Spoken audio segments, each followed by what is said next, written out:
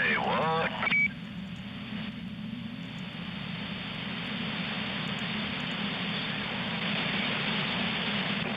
Hit the right switches, might be all right. 10-4. Sounds like you're hitting the right ones now.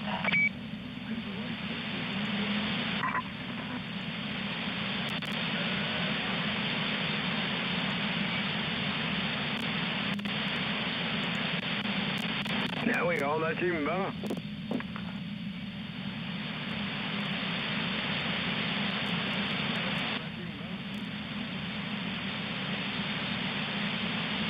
Well, that makes 4 so far. 4 of us out here. 7. You got Hickory not here on Winthrop. Roger on the Hickory Knot. Yep, you got a Moose and a Pipeline and Mr. Fix-It spot.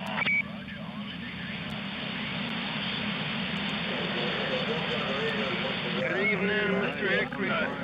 Skywalker and just checking in there.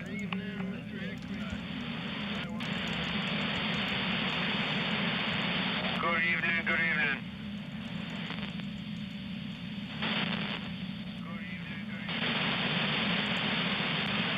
Good evening. About your 7. Hey, go ahead. Geez, you're doing a nice job there. Whoa, that sounds good. Hey, tempo on that.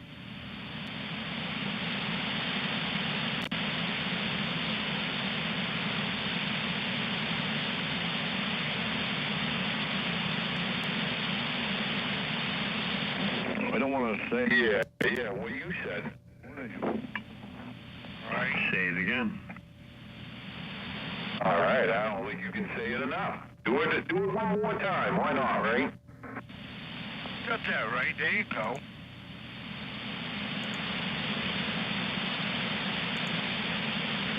I'll just be happy if I can just check in tonight. What do you think?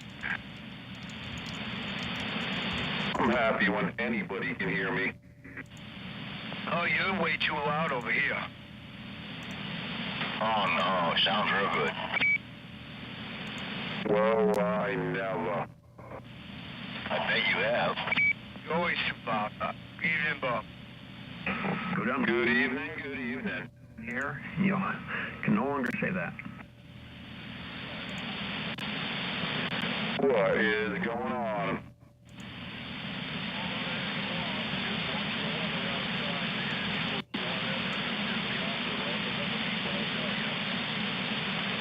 Yeah, they don't know. They get paid all that money to be wrong 90%. Hey, Steel Toe, over there on Facebook. When I get started, I'll mention you're out there plowing.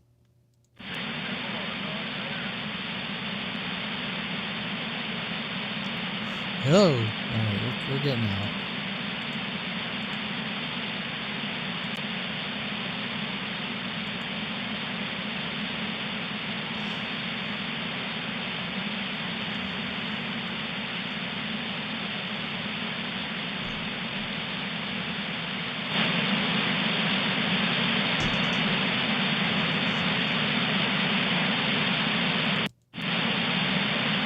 Hello, let's see here. 1 2 1 2. I'm just making sure I'm getting out here, guys. Hello.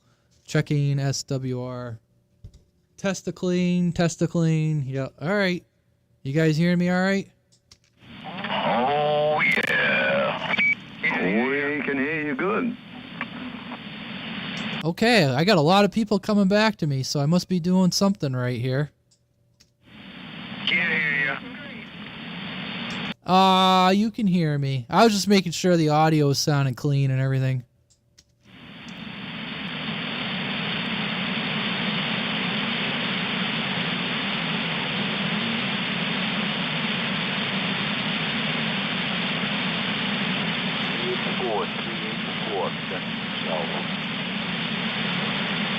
One, two, three, 1, 2, 3, testies. Yep, I think I got all 3 of them.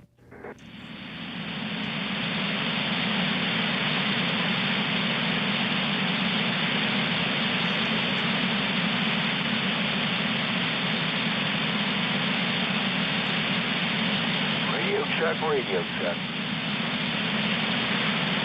Yeah, check, it's in the mail.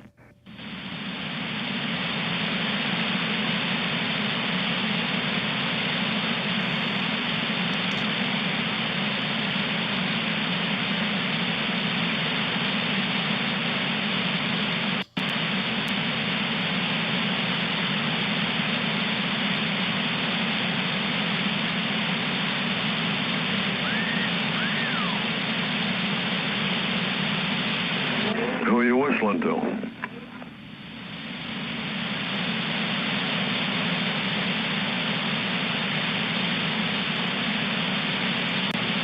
I guess I gotta close my curtains. Chicken nipples. Chicken's done. A nice bowl of chicken nipples.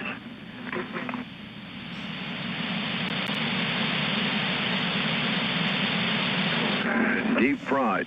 Deep fried liver. With a spiced mustard sauce, yum. Yeah, but chickens don't have nipples. We got some hybrids.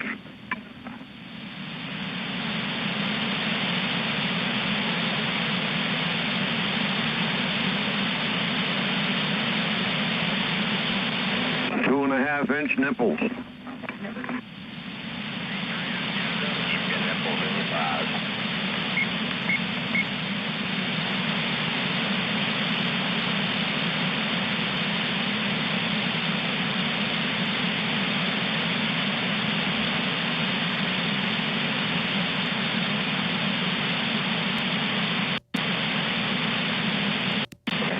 Gotta fondle with them a little bit to make them grow, though. That's what she said. That'd be a mouthful. That's not a bad thing. No, never waste them. As long as they don't smell too bad.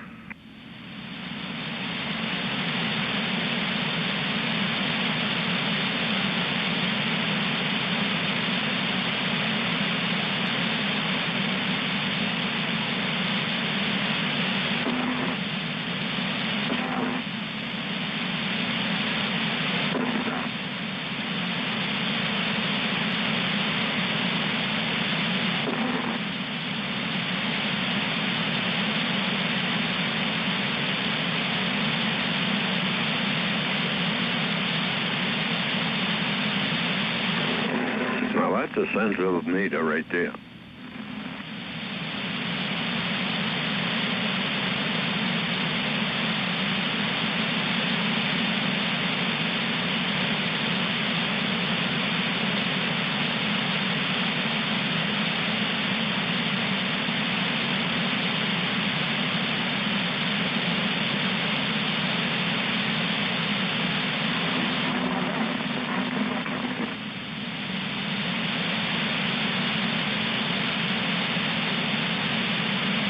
I got 50 miles on that pump the other day. That was fun.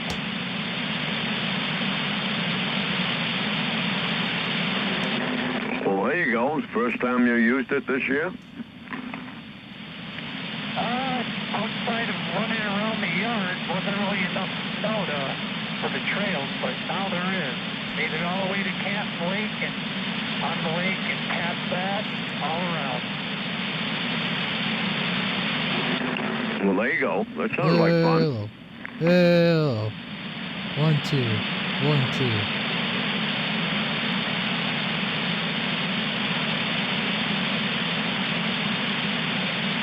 There's a few of them out there, and the park ranger, he's a pretty cool guy.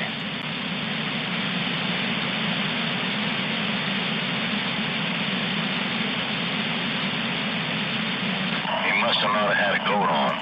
No, you're not too late. We're going to get started here in about 4 minutes. What should I call you on the radio there, WSER 682 on YouTube?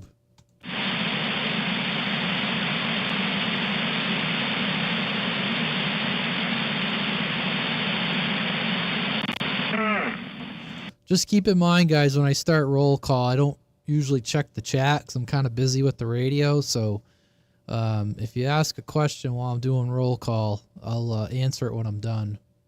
I sneezed and my SWR went up to 5.2.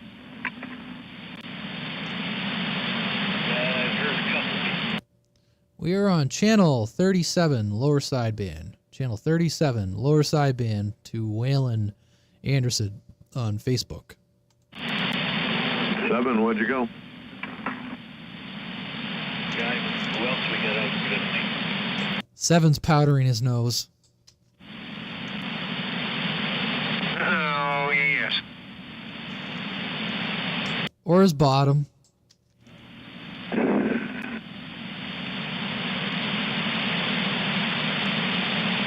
Somebody's got to do it.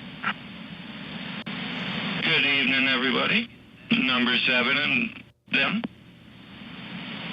Good evening.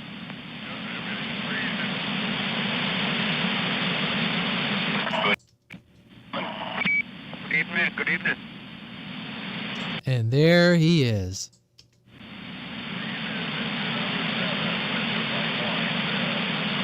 Good evening, Pipeline. Good evening. All right, we'll call you Mars Mod. And that's Mars Mod over on YouTube. So I'm streaming on YouTube and Facebook. So in case you're like, who the heck's that guy he's talking to? There's a guy on YouTube. Says call him Mars Mod. I said I called 7 a gerbil. Only if it's red. Oh man, why would you call him a gerbil? Because he's got big nipples. Whoa, I mean, we're talking like pepperoni nipples? I mean, what are we talking? Silver dollar pancakes? Silver dollar. 10-4. I'm jotting it down. I'm drawing pictures. Yeah, we took away Fix-It's crayons because he ate them all. And it was Crayola. Fix-It, stop eating the crayons. I can't. You took them all. Does it have a sharpener on the box? Yeah, but it don't work without the... Oh, it might have some shrapnel. I'll go check. Yeah, it has the sharpener, but he keeps sticking his tallywhacker in it. Ouch.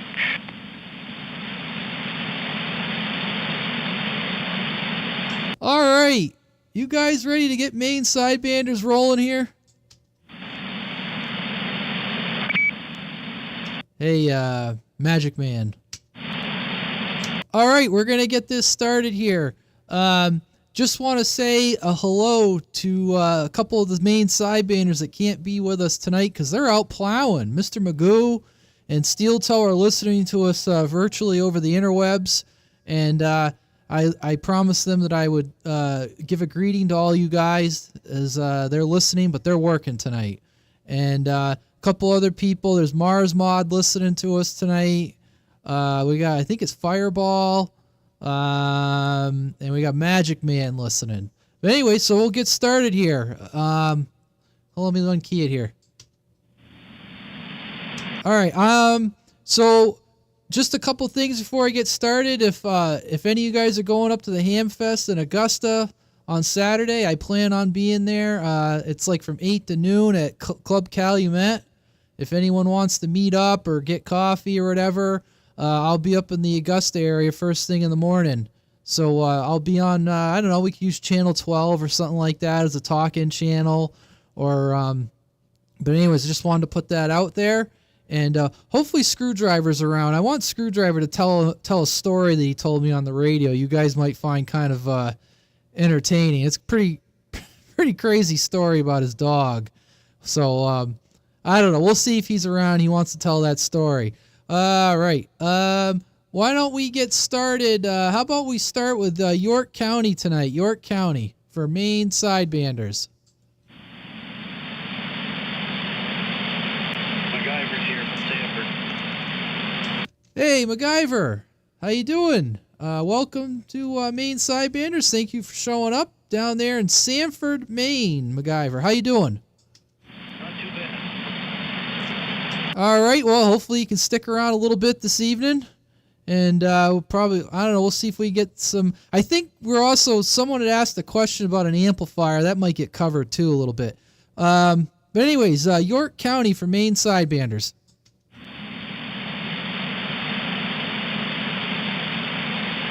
All right, not hearing anyone else. We'll grab state of New Hampshire. Anyone over there in the state of New Hampshire for Maine Sidebanders?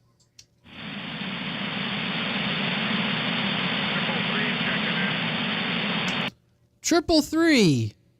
That would be the 333 in Lee. I haven't heard you in a few weeks, 333. How are you?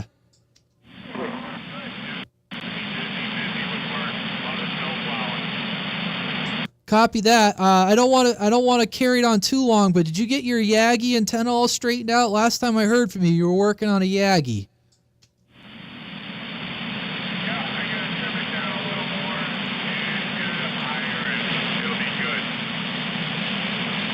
Okay, great. Well, glad to hear it. All right. Anyone else? State of New Hampshire, and just in case you guys couldn't hear, 333. He's got a 3-element beam that he's working on putting up. So anyways, I was just following up with him. Anyone else in the state of New Hampshire for Maine Sidebanders? 113, Gonzo, Rochester. Hey, Gonzo, 113. Gonzo, I talked to a guy today on GMRS down in Rochester. His name was Bob, and he said he was getting set up on CB, and I think he was running like a PT99 antenna or something like that. I don't know if you know who I'm talking about, but sounds like a new guy down in your area. Yeah, the new guy. I think he's on here right now. I'm not sure. He can try and sign in till I get done here. First time I heard him tonight, he's right down in town there. Go ahead, Bob.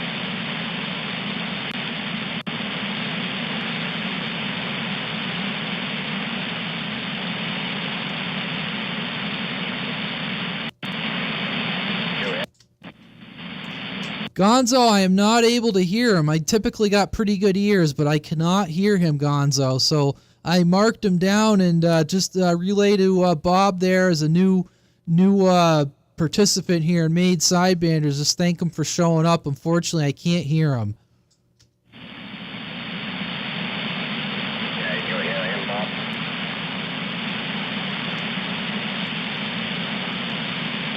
Yeah. 384 Sebago, Maine. 384 Sebago, Maine. 219 was his number's radio band. Okay. All right there, Gonzo down there in Rochester. We got a breaking station. 384 in Sebago. Go ahead for Maine Sidebanders. Go ahead, 384. Thank you. First time checking this out. Just throwing it out there. I'll be listening. Thank you. Okay, 384, new member. Well, we don't really have membership, but you know, new participant here for Maine Sidebanders in Sebago. Why don't you give the group a quick rundown on your station there? You got a pretty good signal. I'm over here in New Gloucester. Just give us a quick rundown on your location. Like what you said, you're in the town of Sebago. What are you running for a radio and antenna? Maybe a few people be curious. It's just any tone, 555. I think it's a tram, 1840 antenna. I haven't really jumped around with this thing. I was talking to Bob in New Hampshire on CMRS, and he said, give it a try around 8 o'clock. Okay. Well, just to give you a signal report, you're right smack on frequency. You got a good signal. I got you like S9 over here. You sound good. Sounds like you got everything running good.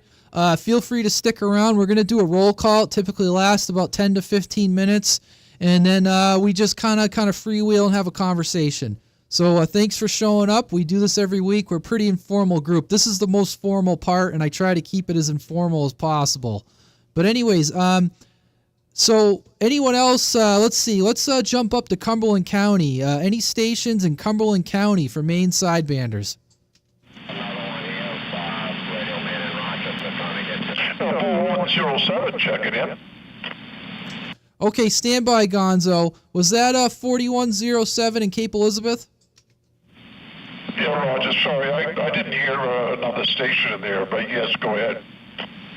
Yeah, that's no problem. No problem. We got you, 4107 in Cape Elizabeth. Good to hear you. Go ahead, Gonzo, with that relay down in New Hampshire.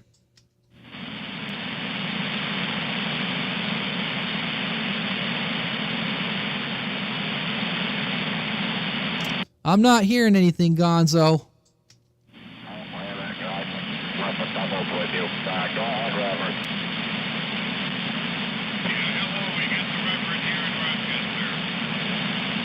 Hey, Reverend in Rochester. Welcome to Maine Sidebanders, Reverend. I got a copy on you. Are you able to hear me? Okay, copy that, Reverend. Geez, we got a lot of new people showing up tonight. That's great. Reverend, Rochester, New Hampshire, I got a good copy on you. This is Radio Man here in New Gloucester. I'm on an IMAX, about 50 feet up. I do have a 4-element quad, but I try to stay on the IMAX so everyone can hear me equally. But that's great, Reverend. We meet every Thursday. Glad to hear you.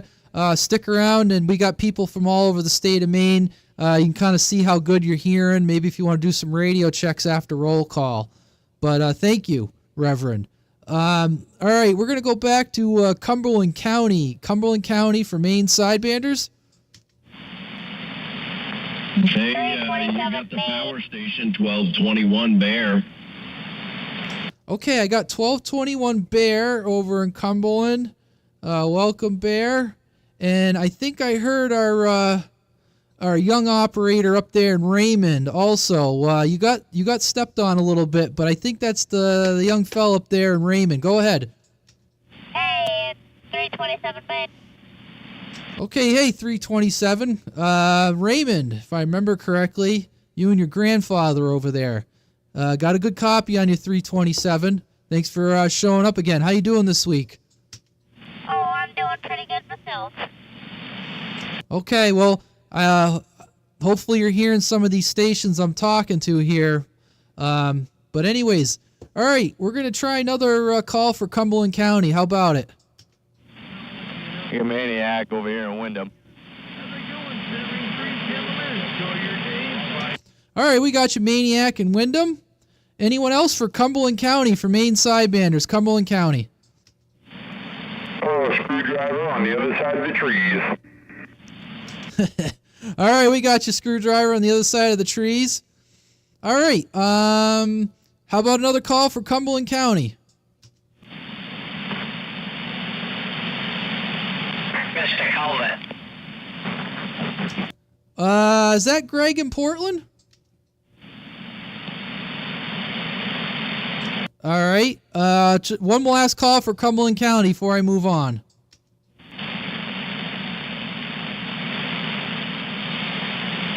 All right, well, how about Oxford County? Oxford County for Maine Sidebanders.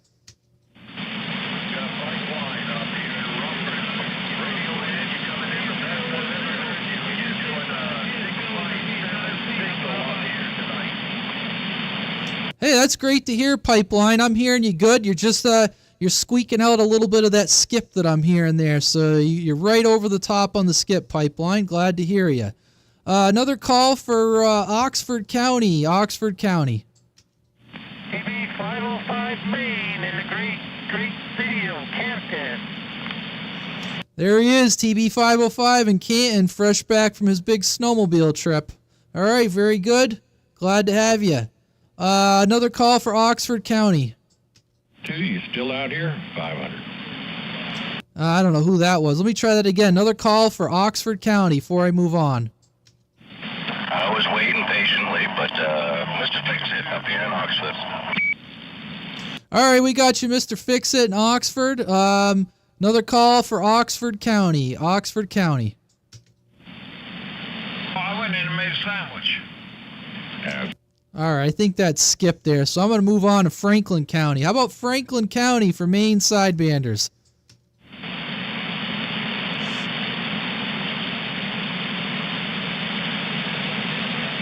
All right, nothing heard. How about Androscoggin County? Let's move over to Androscoggin County. Skywalker in Lisbon. Good evening. There he is, Skywalker in Lisbon. Good evening to you, sir. Another call for Androscoggin County.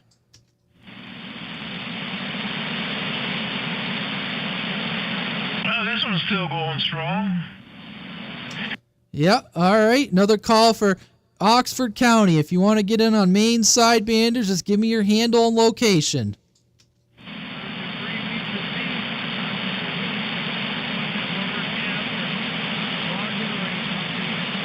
I'll tell you, the static I'm getting over here is just ridiculous. All right. We're going to move on. How about Saginaw County? Saginaw County for Maine Sidebanders. Clearwater, Thompson. I doubt it.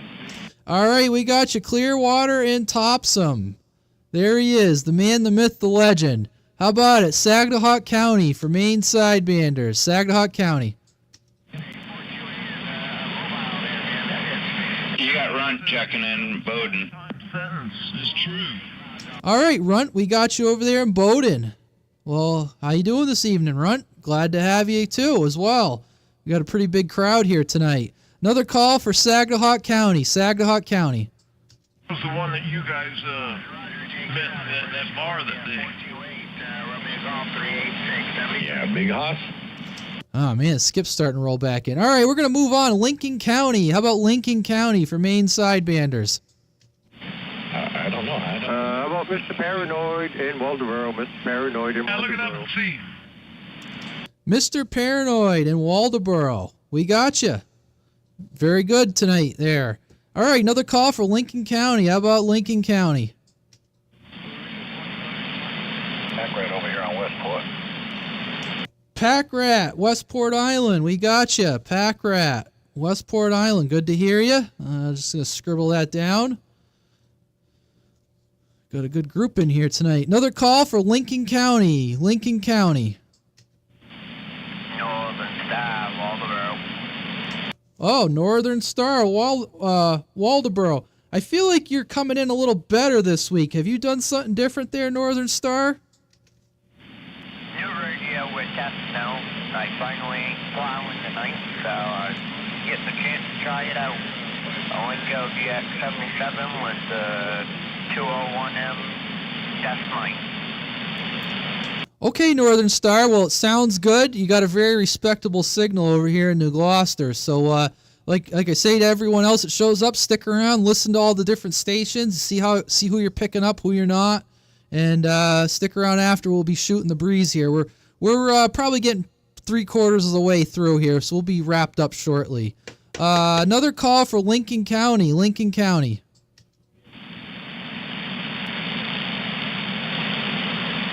All right, not hearing anything else. We'll kind of, I know it gets a little bit more sparse here, but how about Knox, Waldo, or Kennebec County? Knox, Waldo, or Kennebec County for Maine Sidebanders? You got a hickory nut, alias slippery nuts here in Winthrop. Hickory Nut in Winthrop. All right. Oh, God, I'm not going to be able to forget that one. Hickory Nut. All right. Anyone else? Kennebec, Waldoboro, or Knox County for Maine Sidebanders? 7 in Chelsea, Maine with a wave. UDX 387. 7 in Chelsea, Maine. There you go. Sounding good there. 7. All right. Anyone? Kennebec County, Waldo County, Knox County for Maine Sidebanders? I don't pay attention to any of that stuff. Mr. Paranoid, I didn't hear anybody, but if you hear any relays there, Kennebec County, Waldo County, Knox County for Maine Sidebanders before I move on. Birdman just said that he keyed in. Okay, sorry, I didn't hear Birdman. Normally I usually hear Birdman. Maybe I keyed on him, but apologies to Birdman. We got a little bit of Skip rolling in, doing the best I can here. So apologies, guys, if I miss you. Please be patient. I'll do the best I can here. All right, I'll do another call. Kennebec County, Waldo County, Knox County for Maine Sidebanders. There he is, John the Belfast, the big gun of Maine there, the DX Hammer. We got you, John Belfast. Glad to have you. All right. Like I said, I'll do another call. Kennebec County, Waldo County, Knox County for Maine Sidebanders. QSK Maine Sidebanders. Yep. Just going to try to get local stations first here. So, Kennebec County, Waldo County, Knox County for Maine Sidebanders. All right, I'm not hearing anyone else. I think we got everybody. How about Somerset County? We'll do Somerset County. I'll be back. I got my call. UDX 387. How about that Moose? I thought I heard Moose in there earlier. Moose, you out there? Hello, Moose Fairfield. You out here, Moose? All right, maybe Moose stepped away. So, anyone, anywhere, state of Maine, anyone, anywhere, state of Maine that I've missed for Maine Sidebanders like to get in before we open it up to the general BS session. Anyone, anywhere, Maine Sidebanders. Checking in, sir. We weren't quite. Okay, I heard a few guys. I'm going to go. Someone said New Hampshire. Go ahead to station New Hampshire. Yeah, 4102. 4102. Checking in from Ossipee, New Hampshire. Okay, we got you, Casey, in Ossipee, New Hampshire. All right, I'm going to do another one there. I heard a couple other stations. Anyone for Maine Sidebanders? State of Maine, Maine Sidebanders. The Moose just came back to you. Portland. Okay, we got Moose and Fairfield. Like I said, guys, please don't get too frustrated. We got a lot of DX. The DX just was dead, and it just picked back up. So I got Moose and Fairfield, and we got Greg, I heard, down in Portland. I guess we'll do another call. Anyone, state of Maine for Maine Sidebanders. All right, Tasman checking in. Hey, Taz, over in Pownell. Tasman and Pownell. All right, again, another call for Maine Sidebanders. Who's out there for the state of Maine? Bill in Norway. Okay, I heard someone in Norway. I heard a couple stations, but the Norway station came over the top there. Go ahead for the Norway station. Yeah, this is Bill in Norway. Okay, Bill. Don't believe we've talked before, but welcome to Maine Sidebanders, Bill. I heard Bone Crusher, too. It was interesting, and I didn't know if this thing was going to work, but apparently it does. Yep, copy that, Taz. Stand by. Bill, yeah, radio sounds good. It's on frequency. You got a good signal from Norway. Like I said, stick around here. We're going to open it up, and it's just going to kind of be everyone just kind of can talk whenever. So we don't really have I don't know, Screwdriver might have something he wants to bring up, but you sounded good, Bill. And I got a relay for Bone Crusher. Let's let Bone Crusher try it one more time there. Go ahead, Bone Crusher. Try it and see if we can hear you.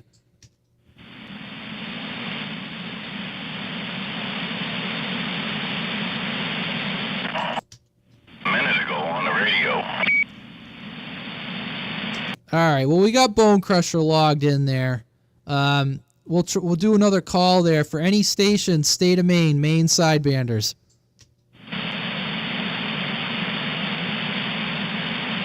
All right, another call. Last call. Anyone, New Hampshire, state of Maine, New Hampshire, state of Maine for Maine Sidebanders.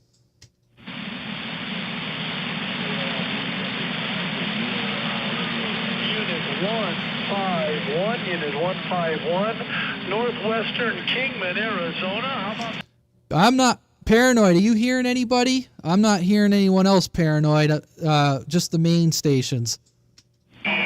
BB up in Carthage was checking in. Checked in. All right, I got BB in Carthage. Go ahead, paranoid. What did you say?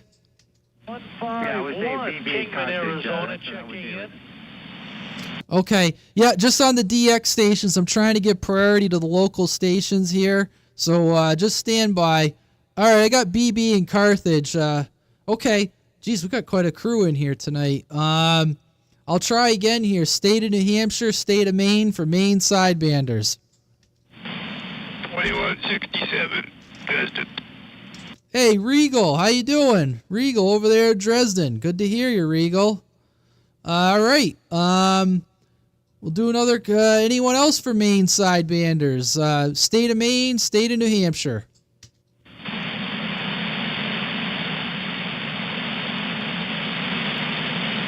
All right, I think I'm going to stick a fork in it, and call it good. It's been about 20 minutes, and if we get anyone else, obviously we'll put you down on the list as we go this evening. I'm just going to check one thing here.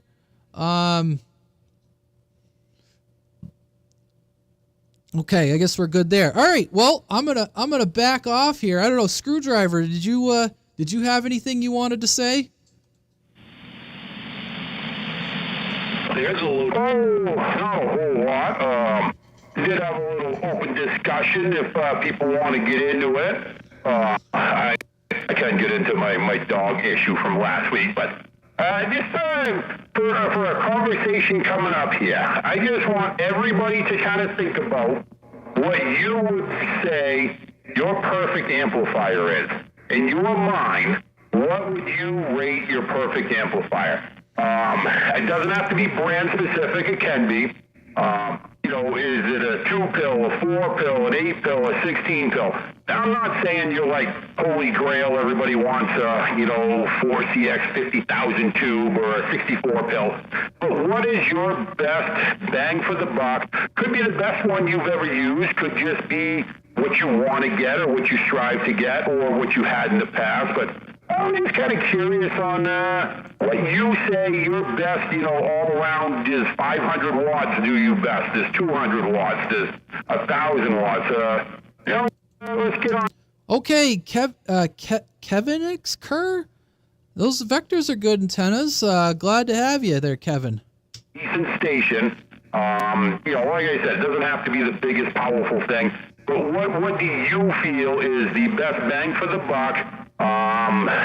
No, I guess not necessarily bang for the buck, The price, if prices don't matter, and you're going to get something that is reasonable to run, what would you recommend? I'll go first. I recommend an 8-pill amp. Not brand specific. I don't care if it's a Texas Star, a 123, a Carlville. I like an 8-pill amp. Keep it around 300 watt dead heat, 200 to 300 watts, swing up. The thing will last you forever. So that's kind of where I am. And I'm just curious to hear everybody else's results throughout the night. Well, I don't remember what it was called. We called it the Big Green Monster. It weighed about 200 pounds. It was all tube. But yeah, I'd love to have that. I know exactly what you're talking about. Jim built 5 of them. It had a 41000 tube in it. It was glass, and it was a great amp built out of an old filing cabinet, if I remember right. But I mean, would you recommend that for just the person trying to get up and go for a normal setup? Do you need, special know-how to tune it? Do you need, special power requirements, special antenna, special coax, I know what it is, but, I'm just curious of what you would think for the average person to run. Oh, you would probably definitely need a college degree, but that's not me, so I'm out. Stock Ranger N6. All right, we hear a Stock Ranger N6. Those are very impressive for sure. So you can supply sufficient enough power to the amp. Most people. Just in conversation as we go. It's just kind of something that got brought up in the last few days with a few of us, and just more of a curiosity thing. What would people recommend? So, 7 is saying the N6. He is really happy with that in his mobile. Is there any need to go any bigger than something that swings 500 watts? Well, you need that 102-inch whip to you just put the whip cream on the top. You need about 50 amps to run that. I use it for my bass. So you need extra batteries. Put your 4-gauge wire to everything, from the battery to the amp. You need 2-gauge, 4-gauge wire. You need a 250-watt amplifier. Who's this guy? He's really talking. 50 amp, 50. Skip land. Is going to draw. He's been talking the whole time Screwdriver's been talking. So I just like to run my LD Boss amp. I have no problem with this thing. Sideband or AM. It runs so good. I'm very happy with it. All right. Hang on one second, Paranoid. Definitely going to get you in there. Yeah, I hear you with Skip Len. I mean, that might be a little overkill for what you need in the vehicle for power requirements for a 500 watt amp, but that is good to hear. You know, and that's where a lot of us are at. You know, that 500 watt range seems to be a really good number to go with. Mr. Paranoid is liking his LD Moss, which is something that is coming up. You know, I mean, yeah, I know he's having really good luck. There's nothing new, but you know, there's not a lot of there's only really one place that is starting to make the amp. They have their issues. And right now you got to try to build one. They have a lot of harmonics, whatever. But you know, I think in the I've been saying this for about a decade now, but in the near future we are going to see more and more of these LD Moss amps come out and get to be a little bit more of a commonplace. The problem with running a 500 watt amp in a new vehicle, the problem with running a high powered amp, a 500 watt amp in a new vehicle, is that the computer in the vehicle is not shielded. The wiring in the vehicle is not shielded. A 500 watt amp putting out 500 to 600 watts with modulation will kill most computers. The computer will die. You will kill your computer in a new car. Okay, new cars can't handle that much power.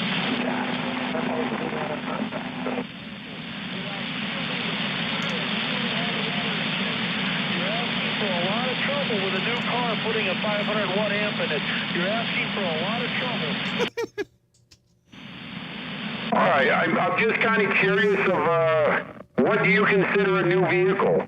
I'm just kind of curious of what you would consider a new vehicle that would kind of draw that line at to have those kind of issues.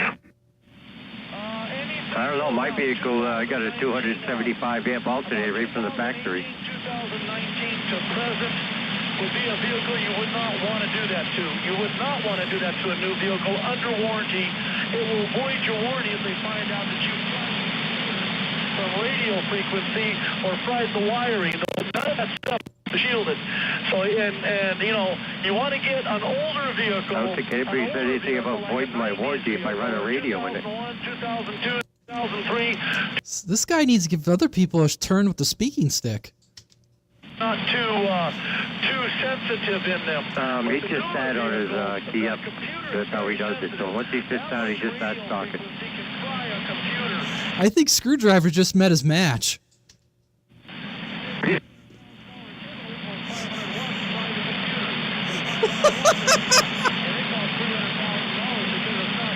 Radio Man, I got a message for you. In the same room, uh-oh. Hey, 327, stand by just 1 second, okay? I hear you, but stand by 1 second. All right. That sounds like, a rough time for him. I just know, I don't know anything about big rigs. I do know 100%. I am running... Hey, Prince Contact, hit the bricks. Get out of here. Pickup truck. I know I'm running 500 watts in my 2021 Challenger. Have not had any issues. I do know an older, I had an issue with some transmission issues trying to shift in an old 1999 Dodge Ram.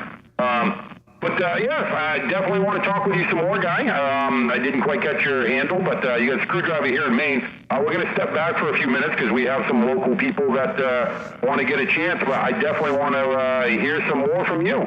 327, looking for Radio Man. Go ahead. It's actually my birthday on Thursday at 1. It's your birthday on Thursday. All right, well, how old are you going to be? 11. It was on Thursday last week. All right, do you tell your grampy you want an amplifier for your birthday? No, I already got one. Oh, man, what are you running for an amplifier? Last week. Now I'm a little disappointed. We would have had to have sang to you. I'm sorry, I just didn't get a chance. All right, well... Last week when you were talking to us, man, I see how we are. All right, you got to share with the group, 327. What are you running for an amp?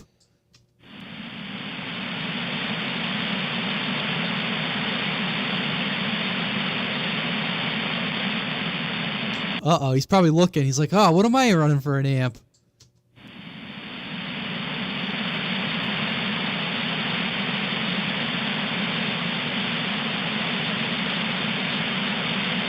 How about that 327? Did we lose you? No, I'm still here. I hear you loud and clear, Radio Man. Yeah, I was curious. I'm sure everyone would like to know, what are you running for an amp? I know you got the unit in 980, but what are you running for an amp? I'm not sure. All right, well, that's going to be your homework assignment. You got to figure out what you're running for an amp. But that's all right. We're just having fun with you. Happy birthday, and we're glad to have you on here. Thank you. I'm glad to hear you too. If you could come up just a little bit in that frequency and you'd be sounding a lot better. Fix it. It's a 980. He doesn't have the ability. Doesn't have an unlocked clarifier. 10-4 on the night. Yeah, I got one of them too. Hey, if I put mine on, we'll probably be able to hear each other just fine.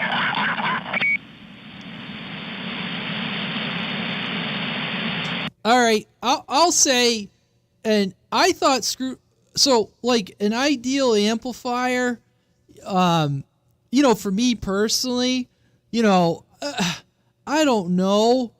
I have been looking at those LD Moss amps. They look interesting. But I will say, when people ask me, like, especially people that are newer to the hobby, and this might be controversial, but I personally have had good luck with them, and the people that I've recommended them haven't had any problems, is I recommend an RM Italy. I've recommended the 203 and the 503, and I know some of you guys might say, the guys that I've recommended, for a casual radio operator, to throw it in the mobile just to be heard a little bit better, or to get on Maine Sidebanders, it's a very inexpensive way, in my opinion, just to be heard. If you're really going to get crazy, do some big key downs, okay, maybe not, but I think that those amps, for especially someone just getting into the hobby, it's a really inexpensive way to be heard. And I know some people are going to disagree, but I'm talking about people that, aren't going to be big gun skip shooters. I mean, hell, I run one on my mobile, and, I talk on the radio a lot, and my mobile's been fine, so, I really don't have any complaints with it. 150 Dynamo 250. Solid state. I got a wonderful amp. Concur with the RM Italy, the KL203. I'm running that in the mobile. And Carl built 400 HD on the bass. And I love it. So it's working good. It's not smoking yet. Copy that. I heard John over in Wyndham. John, maybe elaborate a little bit. Maybe some people don't know what you were mentioning there. Say that again. It's an old solid state amp from, I'd say early 80s, late 70s. It 150 Dynamo 250 is the name, the model number, made by Power Sources. It is a company. They're no longer in existence. And 2 watts of drive gives you 250 watts out. Hey, you got that radio for that amplifier for me? Nope. I got it from a buddy of mine. It was burned up. I have repaired it. A buddy of mine handed it to me for free, and I said, "Here, have this." Okay. And I fixed it about 2 weeks ago. Yeah, I gave that amp to you, I don't know, probably 8 or 10 years ago. It's possible. I'm old. I don't remember crap. But I'm pretty sure I know where it came from, but I might be wrong. Either which way, it works real good now.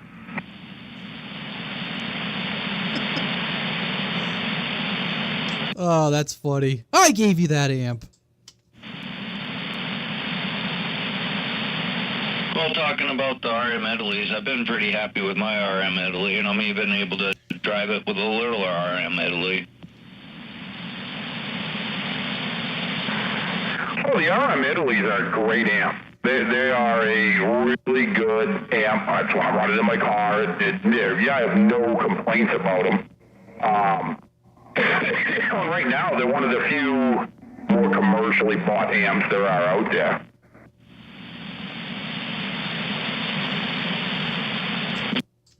I've definitely been pretty happy with it. I guess there's two different trains of thoughts in my book. You know, Nora, if somebody is just getting on the radio, and I'm recommending a setup for them to run, they're going to be somebody who, you know, like just got on, whatever. I'm going to say, get yourself a Texas Star 350. Get yourself a 503, a KLV 503. Oh, if you just plug it into a serial letter plug, use a 203 plugged into a serial letter plug. You know, get your best antenna you can get. You know, that is obviously the perfect quintessential startup. I guess my thought process was more, you know, most of the people that are out here, if I'm going to ask Radio Man, not what you're recommending to other people, Radio Man, what do you want to get for your next amp to run at home? You know, I guess that's closer to, you know, do you want to get something with two 500Zs in it, a couple of 800s, or, you know, an 8-pill or a 16-pill, or, you know, I guess that's kind of, you know, I get it. There's two different levels of someone that's going to get on once every couple of weeks, and, you know, 100 watts is way better than fucking 5 watts. That is for damn sure. 4CX 10,000. A wonderful, wonderful tube. I want that amp. You got to feed it with 3-phase though, because anything less than it won't run right. A 3CX 2000? It's actually a 4CX 10,000. It's pentode, and single tubes used in the TV industry and a few other industries.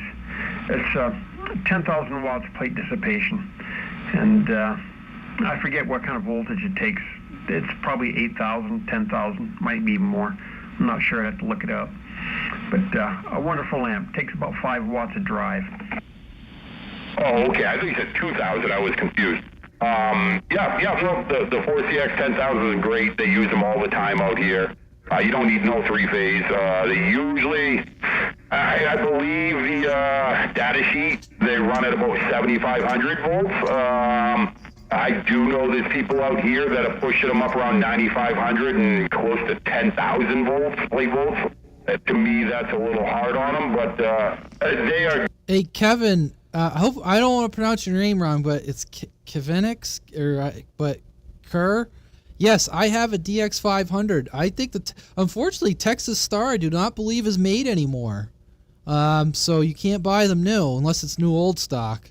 Runs a pair of those things. And the DX there, Joe, surged, and it just dropped. The bottom just dropped out a little while ago there, Joe. Down to, like I said, not really bang for the buck, but if I could afford one of those amps, you know, what do I need for an antenna? What do I need for... Okay, Kevin Kerr. For power consumption in my house, and do I want to afford the $300 a month it's going to cost me to run it? And, you know, that might be a little bit more than most. Go ahead, break. I almost think I heard that Mr. 29 down in there.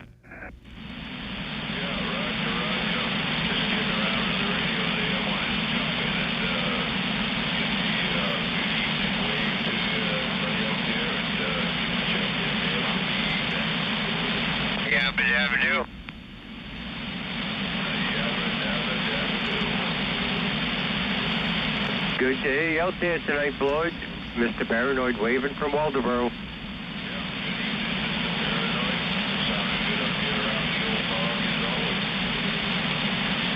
Yeah, right. See, now Mr. Floyd likes running the stock radio because he likes the challenge of it. It's good audio as usual. Well, in all my days of running amps, the best preamp I have ever heard comes from Texas Star, and that's just my opinion.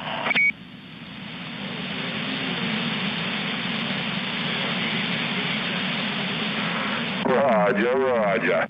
Did you get Mr. 29 there, Radio Man? Yeah, good evening, Floyd. Glad to have you. Hope you stick around a little bit tonight, but we got you direct.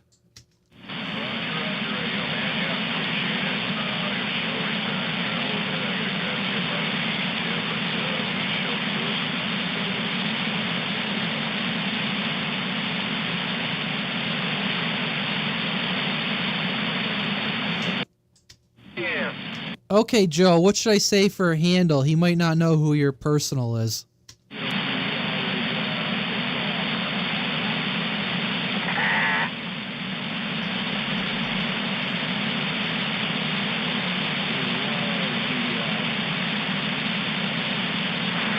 I mean, I guess that's, I guess that's good. Like I said, it's, to me, I look at it and say, like I said, you kind of have stages. Obviously, your antenna is your. All right, give me a minute. I'll relay it.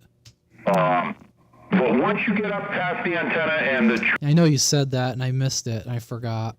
And, yeah, 4-pill, you got to at least double it. That's my what I say to everybody. If you're not doubling it, don't waste your time.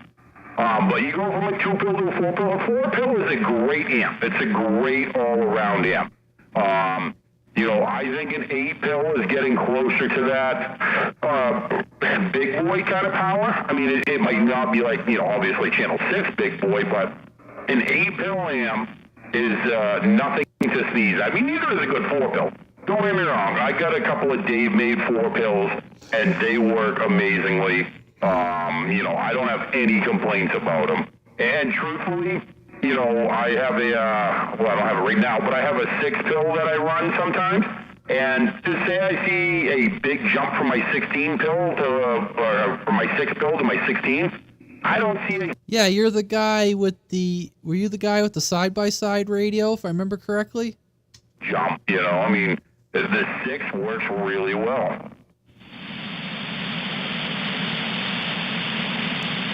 Hey, Floyd, are you still in there listening?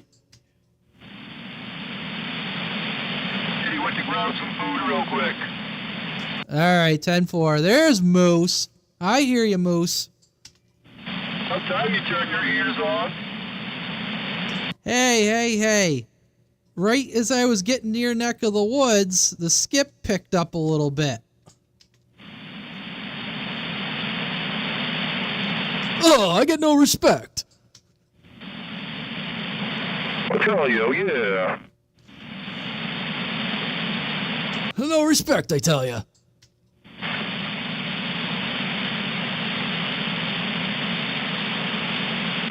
Yeah, freaking people.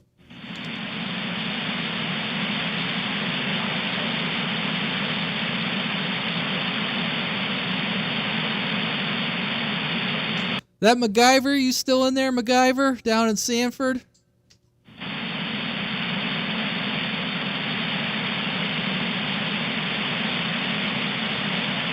No, he moved on. How about anyone else in there? What about anyone else in there on the amp topic? Burn them up. Burn them all up. Oh my God. What are you guys doing? Oh my God. You got a radio with sideband on it? Is that what you call it? I thought it was a rubber band. Is it a road talker? Wild Willie running the fruit stand.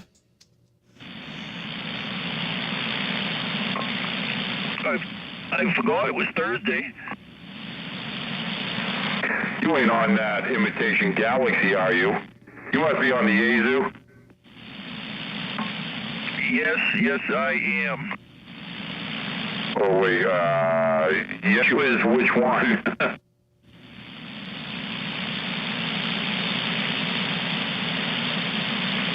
No, I'm not on an Imitation Galaxy.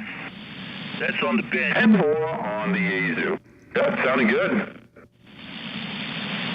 10-4, Mr. Paranoid, got a good copy on you over here as well. Waldeboro there, Wild Willie. I don't think Moose runs a radio shop that I'm aware of. Yeah, we're doing pretty good. I got a good copy on you over here on the coast. Yeah, you sound good up here, too. Oh, and by the way, sometimes I'm talking directly to you guys in the stream and not on the radio, so I probably should have said that. But I don't think Moose has a radio shop. Don't forget to check him in, Radio Man. I'm sorry, who was that? I was talking to someone on the internet. Who was that? That was 666 Wild Willie. Oh, freak sakes, fix it. I'm way ahead of you. I got Wild Willie already down in the paper log. Hey, Radio Man. Yes, go ahead. Did you know your signal's about 20 kc wide? Wow, that's cool. You can definitely tell the people who are on HF rigs compared to CBs. What a huge difference.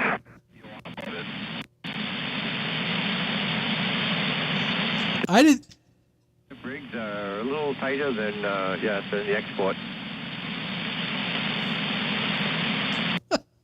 I thought maybe on sideband, maybe like, 4K, but yeah, it's probably getting hit a little hard. That's kind of an understatement. You're not the only one.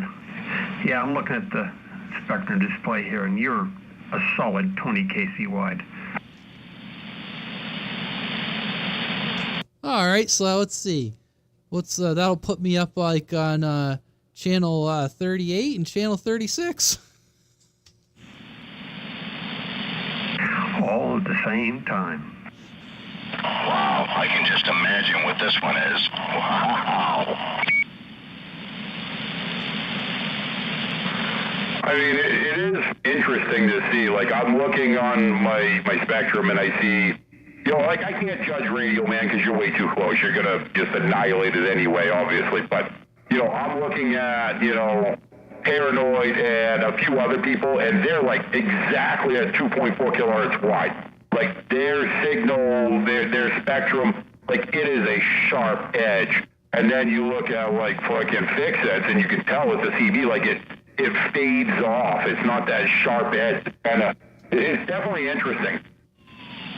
Yeah, and yours is about 16 kc wide.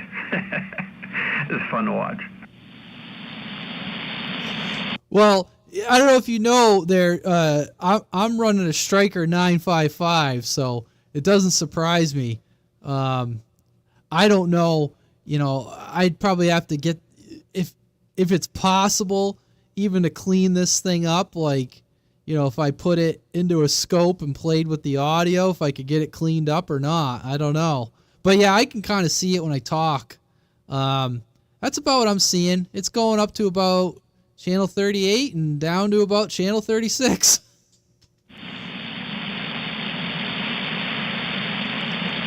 Oh, 333. Yeah, no, that's not him. I can't hear the difference here. I can't hear it, but the spectrum certainly shows it. And especially when you get on a little bit, it gets really wide. Makes me think Striker's not all that good. Oh. Be wide-banded. These 2950s, though, usually have been known to be pretty tight. Wash your mouth out about the Striker. I'm actually surprised this one is 16K wide. And I could, I guess it's also a matter of, and this is one of the issues with Radio Man, too. If you got in there and you set your filters for your audio, like I could go back in, I can play with mine and, not right this second because I just don't want to, but I could set my high pass and low pass filters and take my audio way, numb it up, and I could make this as narrow as I wanted to. I'm actually surprised to hear that it's that wide. Usually this thing is, I'm not feeding it with as much bass, so I'm sure I got a little more bass in there than normal, but yeah, usually it's pretty narrow banded. All right, well, just for the hell of it, I went inside of it and tried to tighten it up a little bit, and it did tighten it up some, but probably not a lot. I would say nothing significant in this end. Yeah, no, I can tell it did some, but not a lot.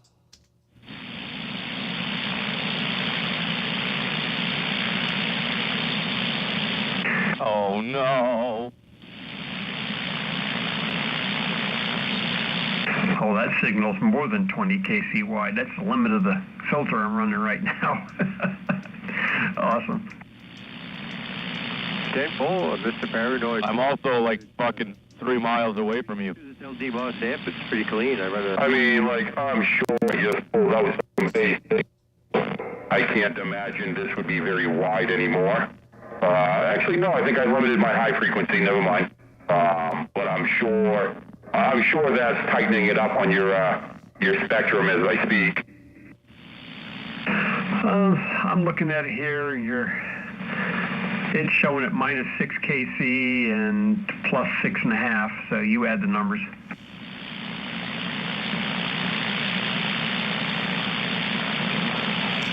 Yeah, that's Wayne you're talking about there, 333.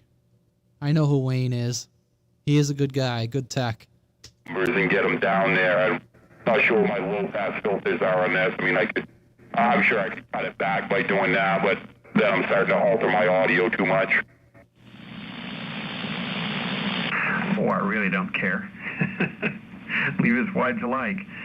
You know, it's just fun to watch it. Some of the people's signals are quite tight, and others are very much not. I have a friend I talk to. His signal, he's running some significant power, and his signal probably runs about 25, 30 kc wide. So, I mean, he splatters all over the place too, because he's a little too hot on the microphone.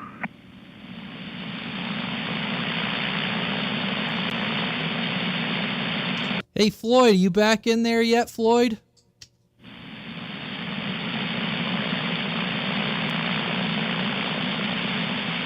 All right, guess not. And we got a guy who's listening down in Jamaica, and his vote on amp was a Texas Star DX500. He just goes by, I think he told me his handle, but his name's Kevin, and that was his suggestion. I don't remember if he told me his handle. But anyways, and that's all. I was just going to add that. Oh, that's a great amp. Great amp right there. All right, let's see if this I don't know if this will work on sideband or not. Sometimes I like to inject this tone in behind it, and sometimes it'll get pretty funky looking on the spectrum right there.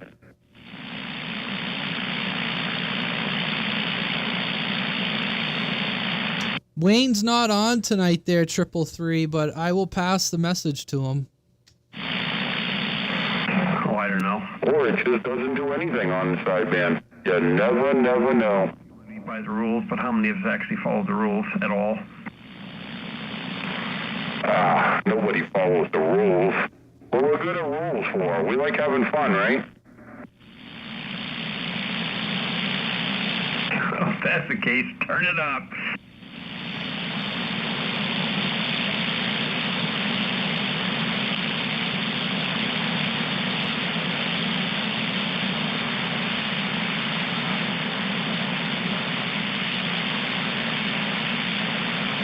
Yeah, I guess, and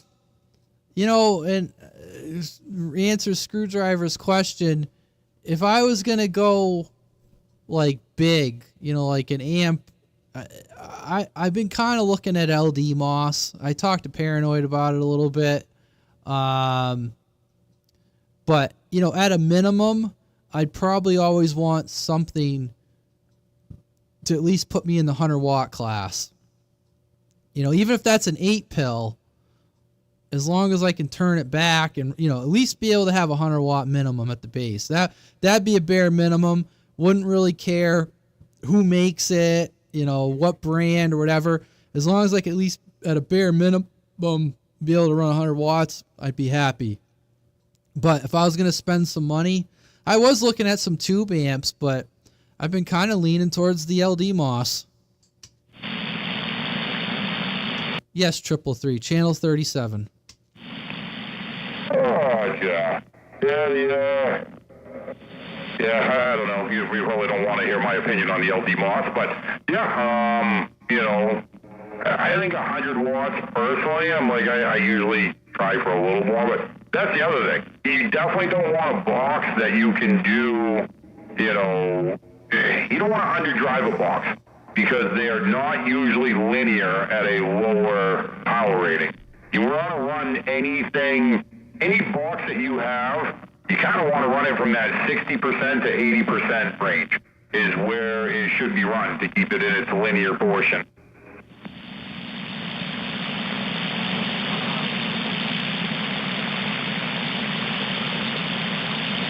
Hello, can you hear me now? Yes. All right, yep. Yeah, just checking this out now. How's it sound to you, Bob?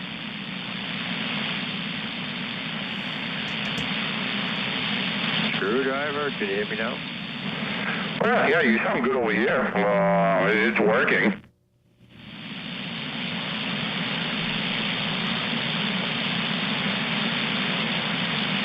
Yeah, I got you paranoid too. I'm hearing you. I don't know if you're not hearing anybody.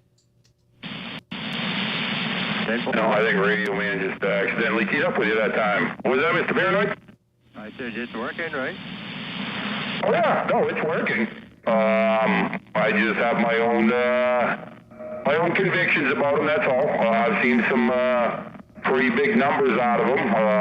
Yeah, I mean they work. They do what they're supposed to, I guess. Yeah, simple. I mean, I could drive this with 5 watts the way I have it attenuated, and with 5 watts, I get 50 watts out or so maybe, but I can then just generate up to like 30 watts drive and get 500, 600, 700 out of it, something like that, whatever.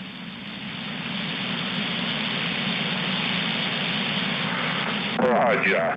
Yeah, the only issues I've really seen is you just need to make some really good low-pass filter boards.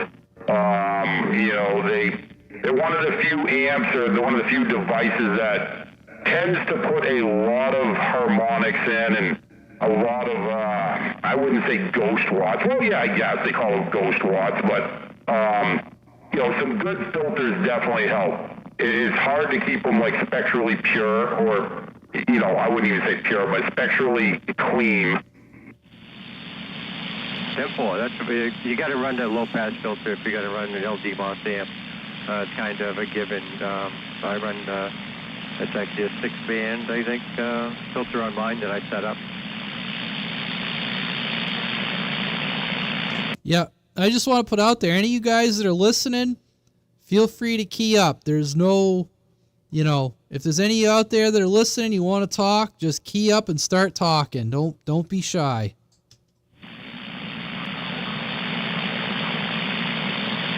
If I were to ever go up to an 8-pill, this 400 that I've had for only like 2 months, I could probably trade that in and, a little money there, just on a budget type of thing. I mean, and the biggest thing is, if you got a 4-pill, if you go up to an 8-pill, you know what that truly gains you? It gains you 3 dB, which is a half of an S unit. So if you're out in the distance and you're giving me a 3, they're going to go up to a 3.5. So, it kind of comes back to what you need to do. Now you need bigger power supplies. You need bigger this. You need to start. An 8-pill, you got to start worrying about some RF in your shack. So you get RF feedback into your microphone and stuff like that. So, there's definitely more to worry about. And it's for a half of an S unit. Is that worth it?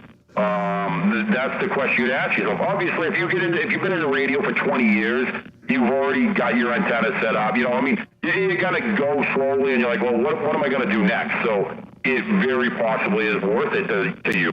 But by the numbers, and it is a reality. If we were on AM, I could show you right now from 1 watt to 1,000 watt dead key, and you can literally see exactly how much it goes up. And that first 100 watts is a big deal.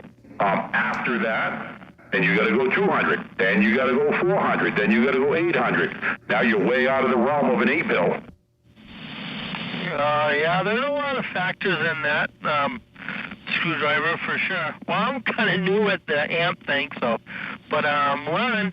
So I think the 8-pill might be beneficiary, and I quote that it's best probably to have a radio that can lower your dead key, so you can work that into the equation of what you're putting into the amp, and this, that, and the other. So my other radios, I can't adjust my dead key. So with the Antitone Quad 6 that I'm running with this 4-pill is a blessing. You know, and that's the thing I found out an 8-pill, though, personally. That I just think it's the most versatile amp. Because you can run it at 100-watt dead key to 200-watt dead key. That's kind of where it's recommended with HGs in it. If you're running Cs, you're probably going to want to run a little more. But you can also crank it up to a 400-watt dead key if you're not long-winded like I am. You know, so you can drive it with a small driver. You can use a 1-pill or even like a little 250 or something for a driver. You can drive it with a 2970 or an old school 70. You have some of these new things, but you can still run it with like a Striker or a Quad 6. You know what I mean? And you can still run it with a Cobra 29 behind it. You know, if you wanted to with nothing else, it will work. You know what I mean? And the way that the biasing is done, well, especially on a Texas Star, they're amazing. But they work. So they just have a lot of versatility in my mind. Roger on the versatility. Yep, that's where I was kind of going with that. With a radio that doesn't have an adjustable dead key, try to equate that with the 8-pill that can take 10 or 12 watt dead key. I mean, I'm kind of the wrong person to talk about. I personally don't care if my radios have a variable power in it. I set the power on them one time when I get them, and that's where they stay. Unless I'm swapping shit around and trying something out. But my radios have been on the same power level for 20 years. So I don't care if I got to take the cover off and adjust the dead key one time on the inside. I adjust it for like the 2-watt dead key, swinging like 8 watts, and that's what I run on just about every radio I own. So the variable for me is fairly useless. I never touch a variable in my vehicles, anywhere. Once I have it set that one time, and I don't set my power to what my amp is supposed to have going into it. That's another thing. You know, I set my power to the wattage coming out of my amp. I know if it's a 4-pill, I want a dead key 100 watts out of it, and it should swing 400. So that's where I set it. And once it's set once, I just don't touch it. That way, you know what? If I see my meter all of a sudden is dead key in 20 watts, I know there's a problem. If I see it's dead key in 150 watts, I know there's a problem. Roger on that. Yeah, the reference mark on the meter is yep. Well, I just put a piece of tape on the variable on the Quad 6 with a piece of tape. So I don't want to go past that because it'll dead key at like 150 or above that, of course, with the amp on. So yeah, that's how I do it. Did yours have the 2879Cs or just the straight 2879s? Straight 2879s. Okay, then yeah, I mean, you can still dead key 200 watts out of it and be safe, especially with how you talk. I would still recommend 100 is going to be a little bit closer to being, you know, a cleaner signal, and it'll last you forever. But yeah, I mean, with the straight, you know, about 25 to 35 watts a piece for power out. If you had the Cs, 50 watts a piece all day long.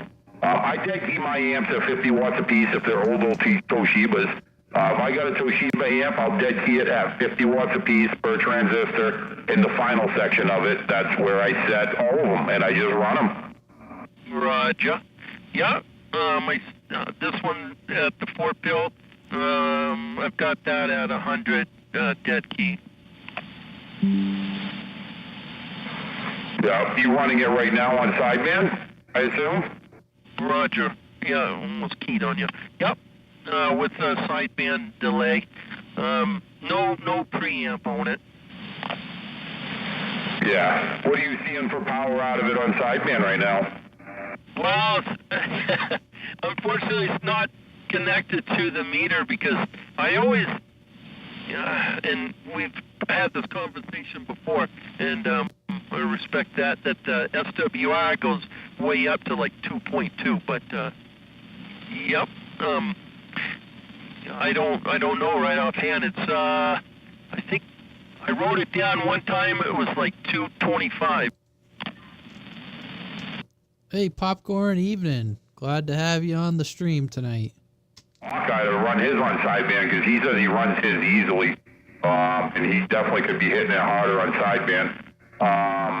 Yeah, I remember you saying you had issues with your meter. I'd venture to wonder what's going on with your meter and or jumper. There's got to be something else going on because I personally recommend running a power meter in line all the time. And for me, it's more of I'll use a power meter way before I use an SWR meter. I know what my power level is, and I'll notice fluctuations in my power way before I notice, fluctuations in my SWR. Yeah, I follow you on that one. Yeah, I should. I think I have to get a shorter jumper, perhaps, because it was going through an antenna switch.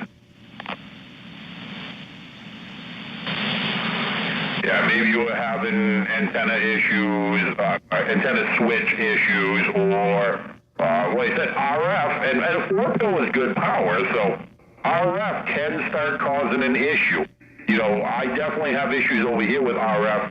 Every once in a while, somebody will be like, man, you don't sound good. You sound like you're overdriving it. And I'll look, and I'm like, man, I'm doing the same 500 watts I always am. And it's not necessarily overdriving it, but it's coming back in through my coax, so I can kick my coax because mine's just thrown across the board. Or I move my mic 6 inches and then it sounds fine. It's just RF coming back in that fucks me up. Roger on the RF. Yep. Yeah, that's a good thing to have there too. When you have the meter hooked up as well. Yep. And you run a bird, so you can always turn that element the other way to see what your RF coming back into your radio is. Yeah, I don't. My bird's in line. I just use it as a fucking barrel connector. I got shit in front of it. I can't see it. I don't use that thing. But yeah, I mean, my regular dozy meter, I love my regular dozies. I know people will shit on me, but my dozies are my favorite meters I got. Yeah, I'd never knock anything that works, that's for sure.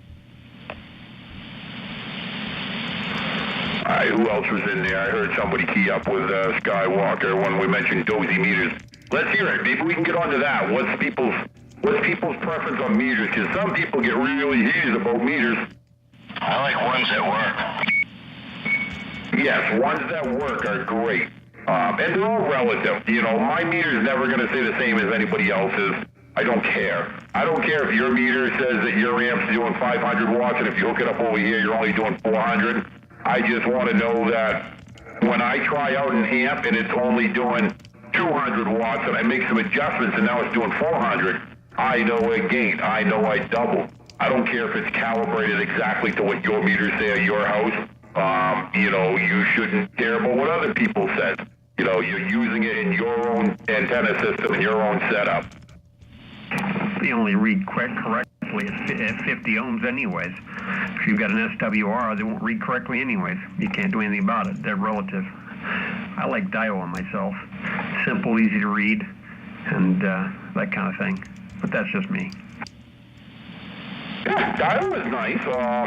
And yeah, exactly. The reactance of your antenna, your impedance, it loads them all down differently. It doesn't matter.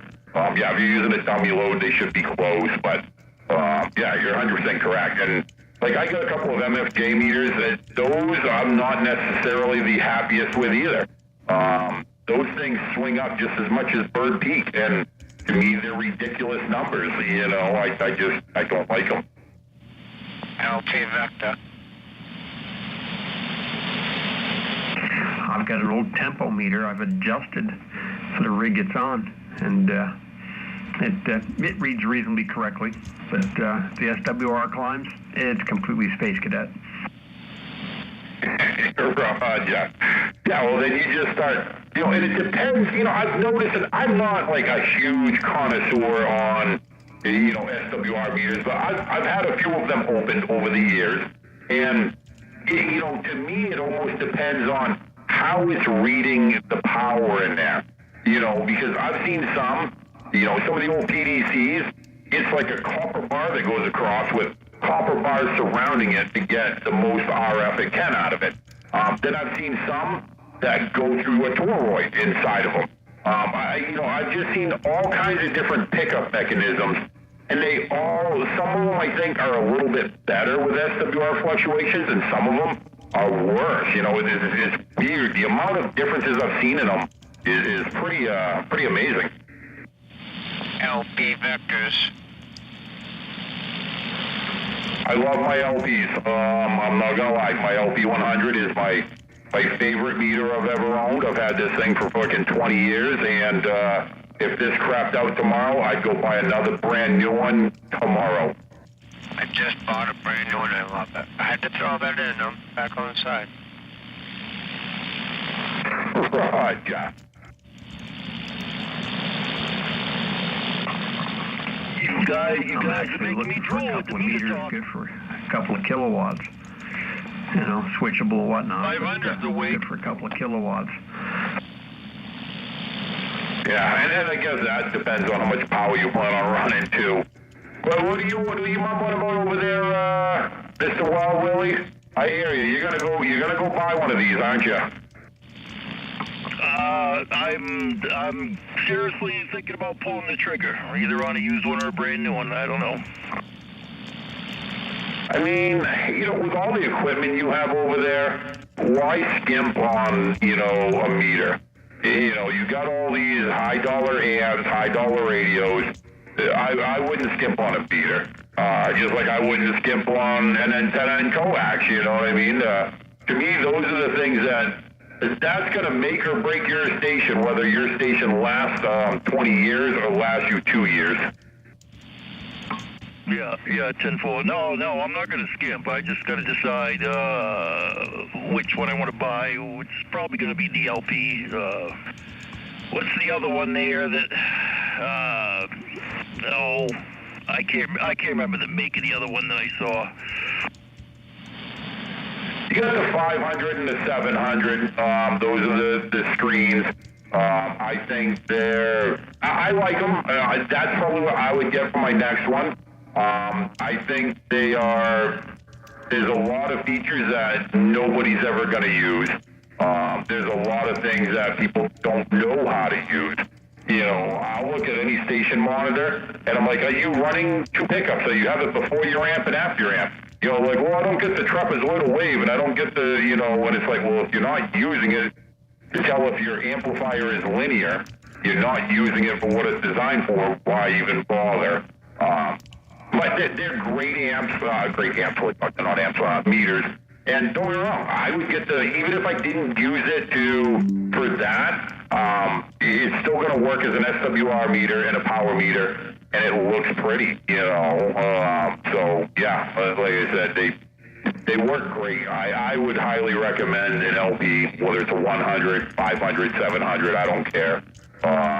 I know people, like I said, what is that other one I told you about, that Vector, whatever the fuck it was. There's a lot of people that are liking them. I've never seen them, but people are liking them. Yeah, 10-4. Now, the other one, I think it's a wave node or something that's similar. But the LPs, I think, are rated better. I think it's better efficiency on the watt reading. I would guess that it wouldn't be noticeable to any person, unless you're on like an NITS calibrated fucking, you know, system. You're trying to get to that I don't think you probably notice a difference between the LT or that vector analysis or even the MFJ. What the fuck are the ones? They have a digital meter too. I don't know as if you'd notice any real big differences for just SWR and power. Yeah, exactly. I don't need the 700 or the fancy one. Just the regular LP 100A is good enough for me. What about Surecom? Surecom? Surecom. They make the Chinese that crap, but they work. I don't know if I've seen those. I've seen the ones that start with an X or something like that. It's not a Zygu, but I've seen some weird ones like that. Yeah, I don't know as if I've ever, I don't know anything about those ones. Most of them are good for 100 watts. 120 is our max. I smoked one. I accidentally hit it with a little more than that for about 3 seconds. That's all it took. It's done. But yeah, it was Amazon special, made in China. Nothing, it's relatively reasonably accurate. It's a digital meter, battery operated. You can plug power into it and let it sit there and run, but I made a boo-boo and smoked the damn thing. Oh well. I don't remember. They're inexpensive for what they are, but they do work.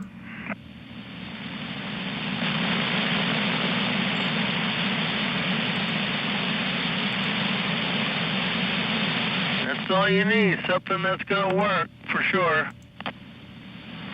Right, yeah. And like I said, they're all relative in my book. I'm not a meter snob at all. Hello, ZZZ in Pennsylvania.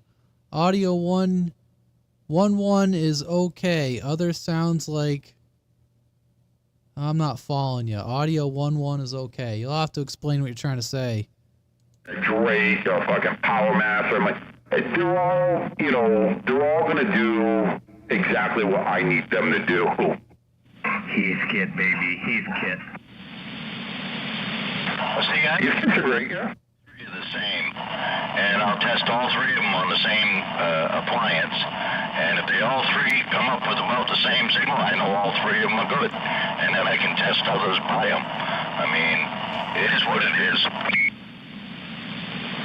I mean, realistically, you want to measure it on a known fucking drop to an oscilloscope, and you want to measure the voltage, and that's how you're going to get your real power. But that's neither here nor there. But yeah, I'll tell you what's pretty accurate in my book, and I know you'll like this, Fix It, because you run them, and Hawkeye's not out here, but those Radio Shack ones, not even the realistic ones that you run, which those are, but the little single window cheap Radio Shack, they say Radio Shack, they had a few different models that had field strength meters, little antennas on the back.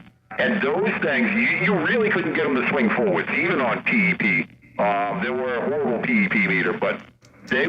I don't know, I mean, Simple is the one dude. Simple. Is this one dude is okay, the other dude sounds like shit. You're probably talking about the guy that's a stone's throw away from me. He's my neighbor, and I'm just getting overloaded. We're just too close to each other.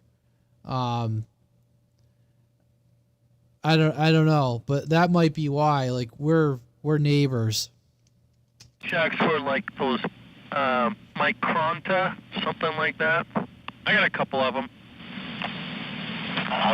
They were great little meters. They were throwaway meters, but yet they were really accurate. I don't know what they used for a pickup in them. I don't know if I've ever even pulled one open. They just work. And basically, if they stopped working, you threw them away. It used to be $20 brand new at Radio Shack. Exactly.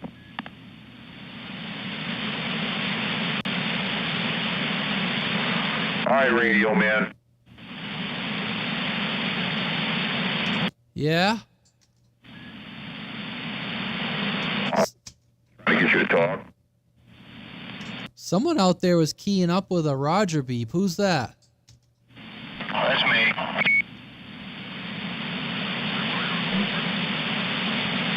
No, somebody weaker than you fix it.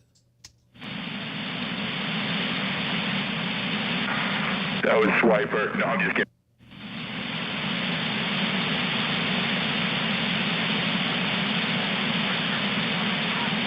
I don't know who that was earlier about the sitcom, something like that. The meter. I use one of those for my GMRS radio. Yeah, I'm not following you. Who's running RCI?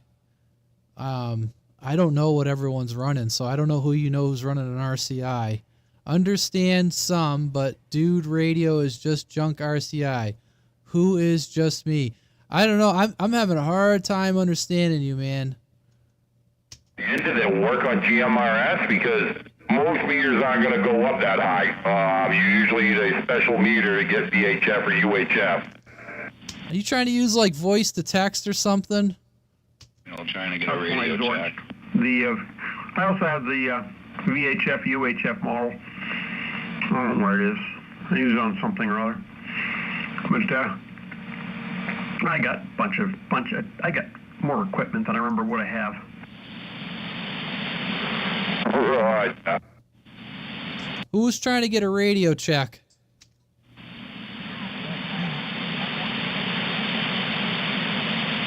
Is that somebody over in Brunswick?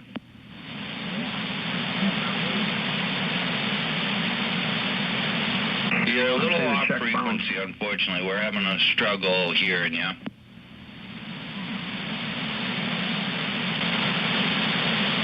That was a little deeper, per se, in voice, maybe the other way.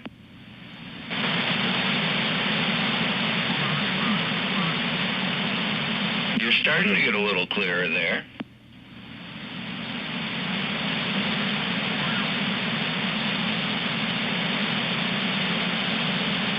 Oh, definitely welcome. I don't know if anybody else has got a copy on him. I don't hear a damn thing. I can't hear him. Uh-oh, Skywalker. I don't hear nothing. I got nothing out here in Oxford.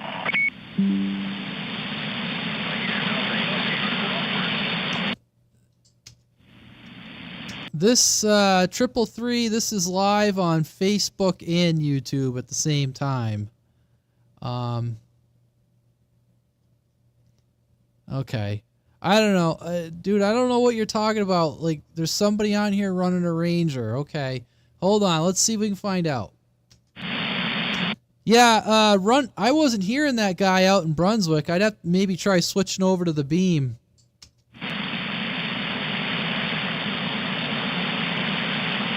Oh, he's definitely back on the side. Yeah, who was it? I didn't quite catch his handle. He wasn't quite clear enough. Okay, well, I guess if he comes back, let me know. I'll switch over and try the beam. Is there anyone on the channel right now that's running a Ranger, like a 2950 or something right now? I am. Go ahead. Okay, fix it. Who was the other station? 7. Okay, copy that. I don't know, it was just some guy on YouTube that, I don't know, he's like, hey, he's on a Ranger. I don't know. I'm like, I don't know what everyone's running. I don't have, I only got their location. I don't take notes if they're running for a radio. Oh, come on now. Oh, listen to you up there in Fairfield getting all high and mighty. Gotta have a Ranger. Yeah, that's John. He probably went to bed.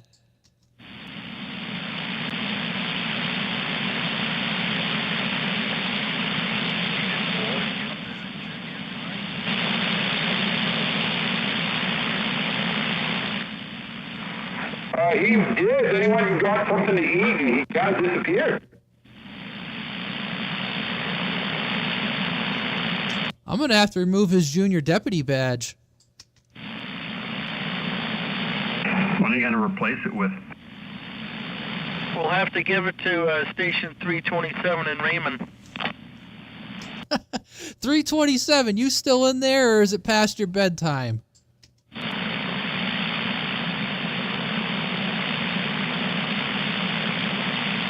I bet it's past his bedtime. It's a school. Well, I don't know. He's in Raymond, so I don't know if they're. I know my daughter's school. They're on vacation next week, but he must have. Mom and Dad probably said time for bed. Yeah, probably so. School or not, you going to bed, son.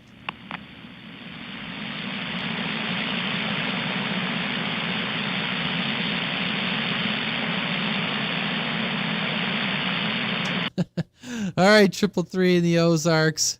QSY to the sofa. Glad to have you tonight. Well, it's good he gets on there. I know his grandfather. I haven't seen his grandfather in quite a few years, but that's good he gets on there.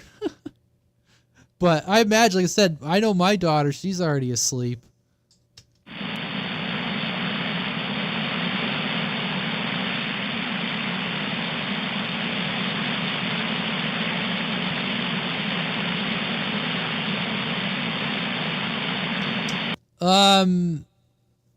I am running a Striker 955 as the transmitter and a SDR Duo as the receiver.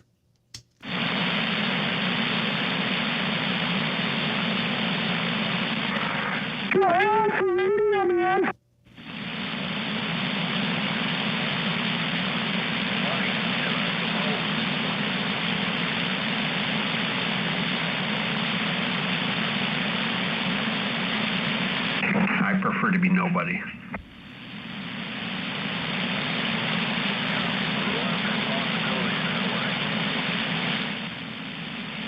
I can insult anybody I want, and what will it matter?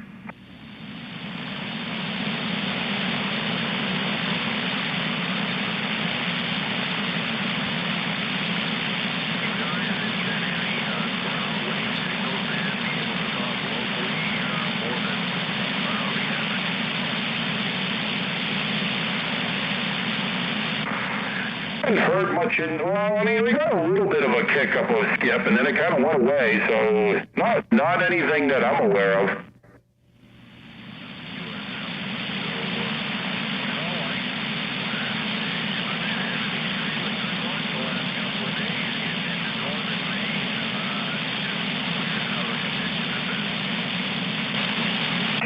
Sunspots are the lowest they've been in 2 years. There's a massive coronal hole in the sun, taking about an eighth of our view of the sun, and it's completely dead. So until that scrolls off the screen, as it were, conditions are going to suck.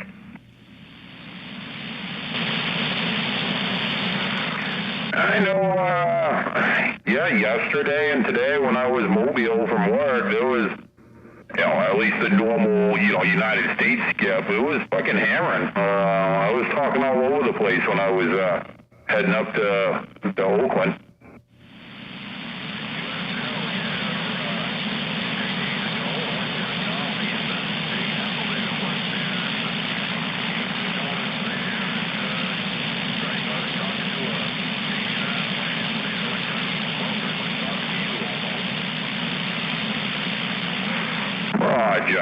Yeah, I mean, I'm not a big going and looking for overseas skip, or, I'm not a big sideband person or anything like that. So, I don't have sideband in any of my mobiles, so, it's just AM and, somewhere on the 40, just start shooting skip and go. No sideband.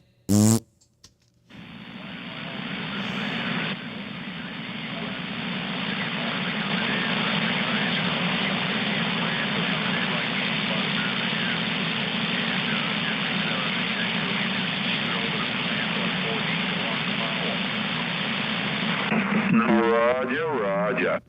Yeah, I'm actually thinking, Hawkeye wasn't out here tonight, because I wanted to get some more information about the quad, the difference between the regular Quad 6 and the Quad 6 Pro. I am almost thinking of putting one of them in the car, just because if I'm going to mount a radio on the side of the transmission tunnel hump or something, I just feel as though, you know, as much as I love Strikers, you know, everything in there is touchscreen and blacked out. I just feel as though that might blend in a little bit better with that radio. And it has sideband. You know, I was going to put the even the Lincoln 2 in there, but I was like, you know, yeah, I don't know. For some reason, I think a Quad 6 would probably blend in the best.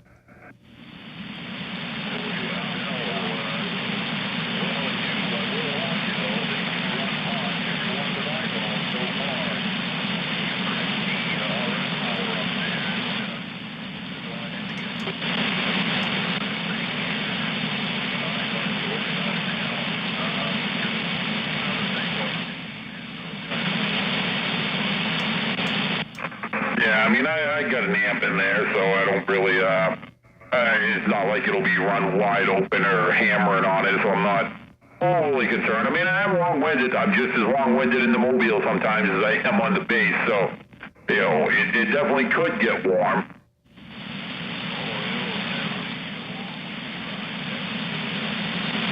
That radio is like great in that car. That's what I was thinking, you know. I mean, like I said, I like that little thing I got, but, you know, I mean, I like it because it's hidden. But even if I pull that out, okay, it's gonna match the look of the car decent enough. But, you know, if I'm gonna mount a radio in the car where I can see it, I might as well at least have something that I can be a little happier with. I mean, I am ecstatic with that little radio, but, you know, the receive, like the noise blanker circuit is not great. So if I'm going to put something in there that is visible, I do want it to work a little bit better than what's in there too.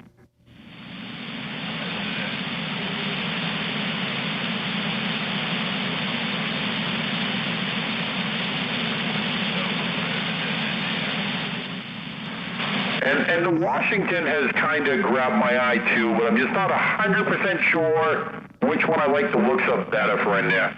What's going on out there, Mr. Floyd?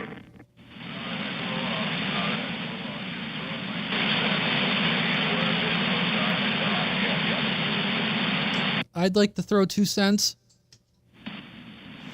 I'm only going to throw in a penny. Hey, Floyd, he cleared off for the night, but 333 in the Ozark said to say hi to you. He recognized you. Go on. Well, I don't think I got through. Hey, Floyd, 333 in the Ozark said to say hi to you. He recognized you and wanted me to say hi to you.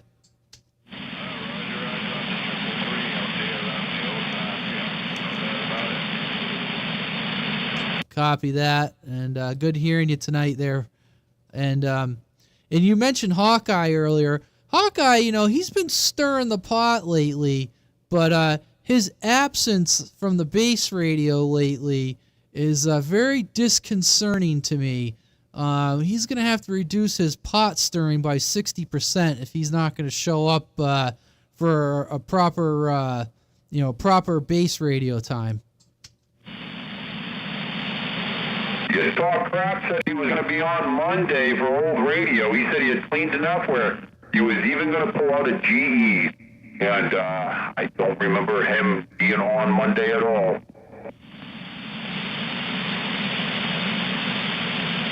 What time and channel on Monday, Screwdriver? Same time, pretty much. We're on channel 12 on AM. Occasionally we might try to switch it up to like FM or something, but yeah, usually it's just for, you know, it started off as, well, we're on 12 all the time. So it was just a normal night of talking, but we said it, for a while we were calling it old radio night because some of us had old 23 channel radios and it was just a good time to take them out and stretch. But yeah, you know, 7:30, 8 o'clock, you know, there's usually several of us on channel 12 until, you know, 10, 11 o'clock at night, you know, and sometimes it runs to fucking 1 in the morning, depending on who's out there. Roger. All right, that's cool. I'll break out what I got from the tailgate sales the last barbecue at the Home 20. Roger. Yeah, I mean, that's what makes it fun. Like, we tried to switch it up for a while, and we were doing good. I know recently we've been kind of lazy, but, you know, we were doing good. We would try to do like an FM night, or we would do, old radio night or 23 channel night or stock mic night, or we even tried to do like no power stock radio night. You know, it's just shit just to play around, get people interested. And we had good luck for a while, and then I think a lot of us have kind of gotten lazy or whatever. Like over the last 6 months, we haven't really.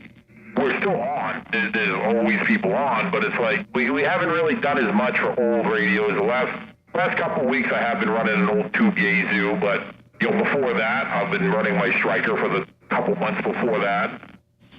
Roger on that. That's cool.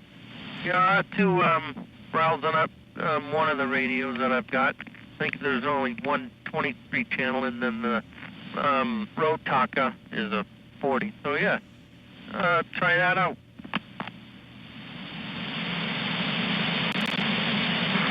Heck yeah, you know, it just makes it feel like they're not just paperweights, you know? I mean, you might fire up an old Cobra or an old Pace or a Craco or whatever's kicking around. Like, we don't expect people to sound amazing on Monday nights, you know? And sometimes the crappier it sounds, the cooler it is. Right. Like spinning a record, you know, a 78 or a 33. Exactly.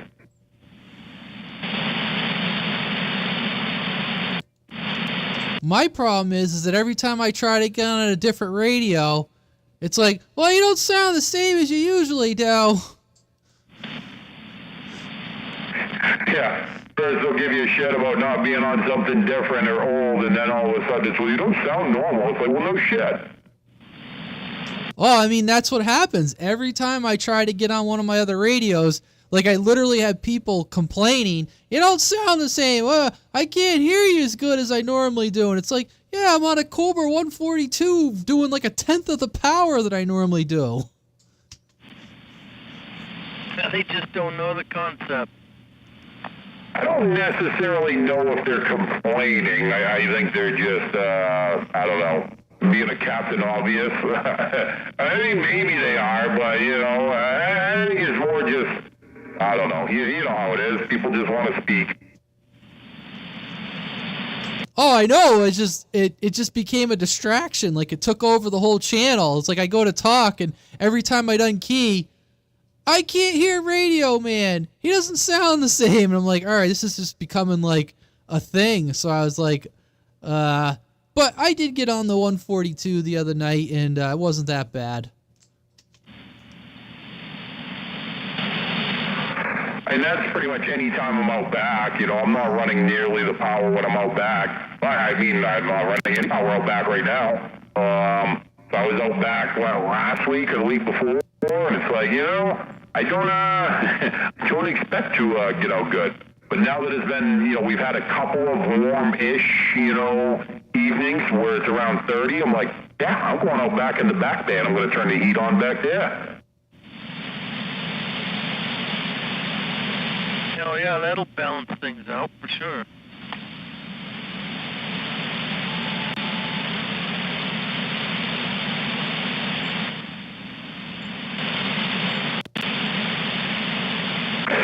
I'm excited to try to run that little mini this weekend. You know, just to no meter on it, no nothing. Again, 2 knobs. I'm like, this is going to be awesome.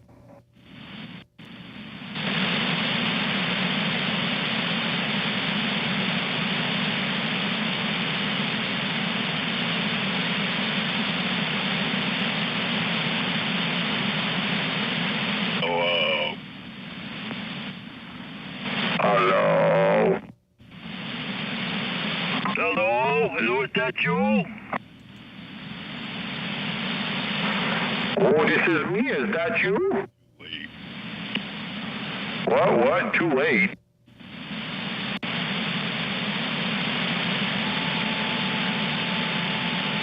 Yeah, I actually solved the whole project and didn't burn my fingers. I did good. Nice. I know sometimes I get self-made tattoos.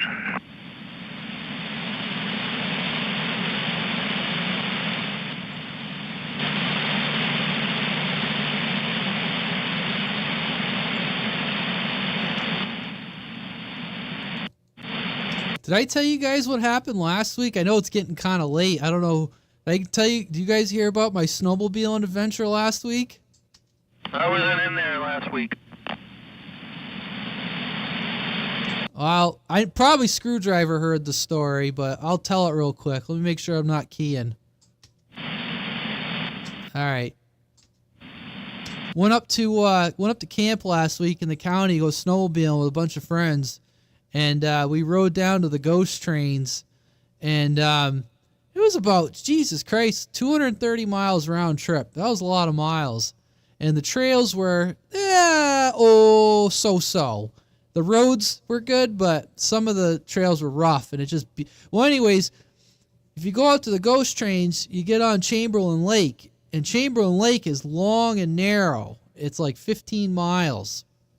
And you go in at one end of the lake. There's two ways to go. You can go through the woods. We decided to take the lake because we thought it'd be fun. So we get on the lake. We all kind of like, all right, you know, in case we got separated because it was going to be 15 miles going across. I said, basically, you just go one end to the other. And we start going across the lake. Of course, the guys are all hooting and hollering because they're all drag racing. It was so windy that you couldn't see 10 feet in either direction. The wind picked up. I couldn't see anybody. So I was like, holy shit. So I started heading towards the shore so that I had a bearing because I couldn't tell which way I was going. So I was following the shore down the lake. I lost my friends. And let me let it up here real quick. Make sure everyone's still with me. Yeah, I guess so.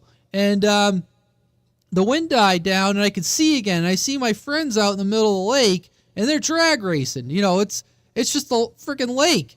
So I shoot back out to the middle of the lake, and I'm flying. I get this two-stroke wide open, and then I said to myself, you know, these big friggin' lakes usually get big friggin' pressure ridges. And just as I said that, I look, and I'm in a cloud of snow, so I started slowing down again. Just as I said that, I look out my left. I see my friend's snowmobile going through the air, and he's not attached to it. I'm like, holy fuck. And then I see my friend, he's going through the air, and he's doing cartwheels in midair. So I slowed down, and it was a friggin' 3-foot tall pressure ridge in front of me. And my other friend slowed down. My other friend, he got down to half speed. He jumped the pressure ridge, but he managed to stay with the machine and land it and look like he knew what he was doing.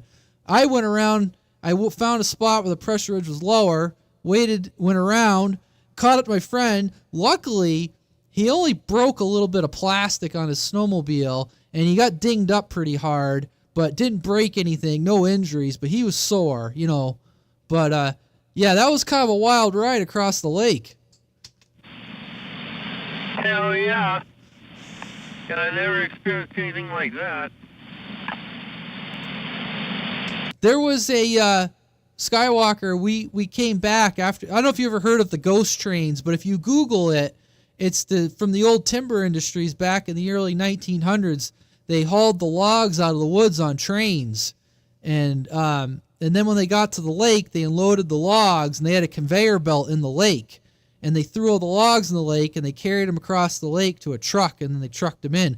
Well, when they abandoned all that shit, they just left it in the woods. They took the conveyor out. They pushed all the boilers to shore. So you can go out and look at these trains. You can Google it if you've never heard of it. And we rode out to them. But we went back across the lake, and I followed the pressure ridge. And at one point, that pressure ridge was 10 feet tall. That's crazy. No, I haven't, Radio Man, the ghost train. I'll have to look that Maine history up for sure. Yeah, well, I'm glad your friends aren't in the hospital, that's for sure. And you got through it okay without being stoked up. I tend to be the more cautious one out of the group. Yeah, no, I mean, he was okay, you know, just some ibuprofen the next day. But, yeah, from there, like, there's no cell phone signal, because that's what we were talking about. I said, you know, you got to be careful, because that's what I was thinking when I went out there. There's no cell phone signal. I don't know how far you are from, like, a road for, like, an ambulance to get to you. You're like, I mean, Jesus Christ, you, I don't know. You could easily be at least 20, 50 miles from a road. I mean, I don't know. I mean, it's way the frig out in the middle of nowhere. But, because my friend said, oh, you know, what will we do? And I said, oh, I could throw you over the seat of my snowmobile like a buck and just drag your ass back to town. It's like 38 miles to a place called Libby Lodge where they have Starlink. They're like an off-grid lodge, but even that place, I think it's like an hour drive by road to get back to a main road. They're way the hell out in the woods. Damn. Yeah, that would be a hell of a dilemma to do all that, but you played it smart.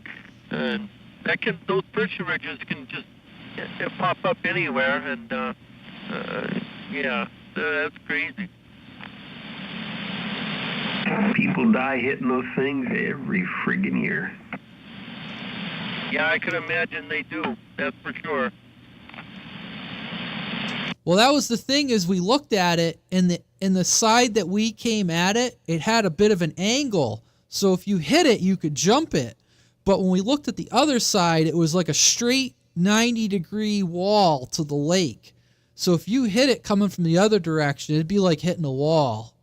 And, oh yeah, because I remember, like, I was going across the lake, and I remember, like, you know, I started to open up my machine, and I said, wait a second, I can't see very good, and these lakes usually have, you know, it's one thing when you're on a pond, for Christ's sakes, but I said, these big lakes usually have pressure ridges. And just as I said that, there's one right there. Like I said, I was fine. You know, I found where it was kind of like a big bump, and I just creeped my machine over the bump, and then I went and got my friend and made sure he was okay, which he was. You know, he finished out the rest of the day, but yeah, it could have been worse. Yeah, that's a good story, for sure. No, I never been down there at the Ghost Train, but I'll look that one up. Chamberlain Lake.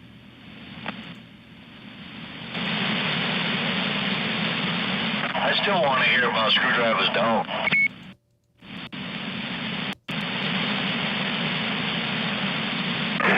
Alright, you don't want to say y'all, there ain't that many people out here, but yeah, so I had an interesting situation with my dog last week. Or we were on the radio, I think it was. Or was it Radio Man? Do you remember? Was it last Thursday? Or I don't fucking remember now. Yeah, I don't remember either.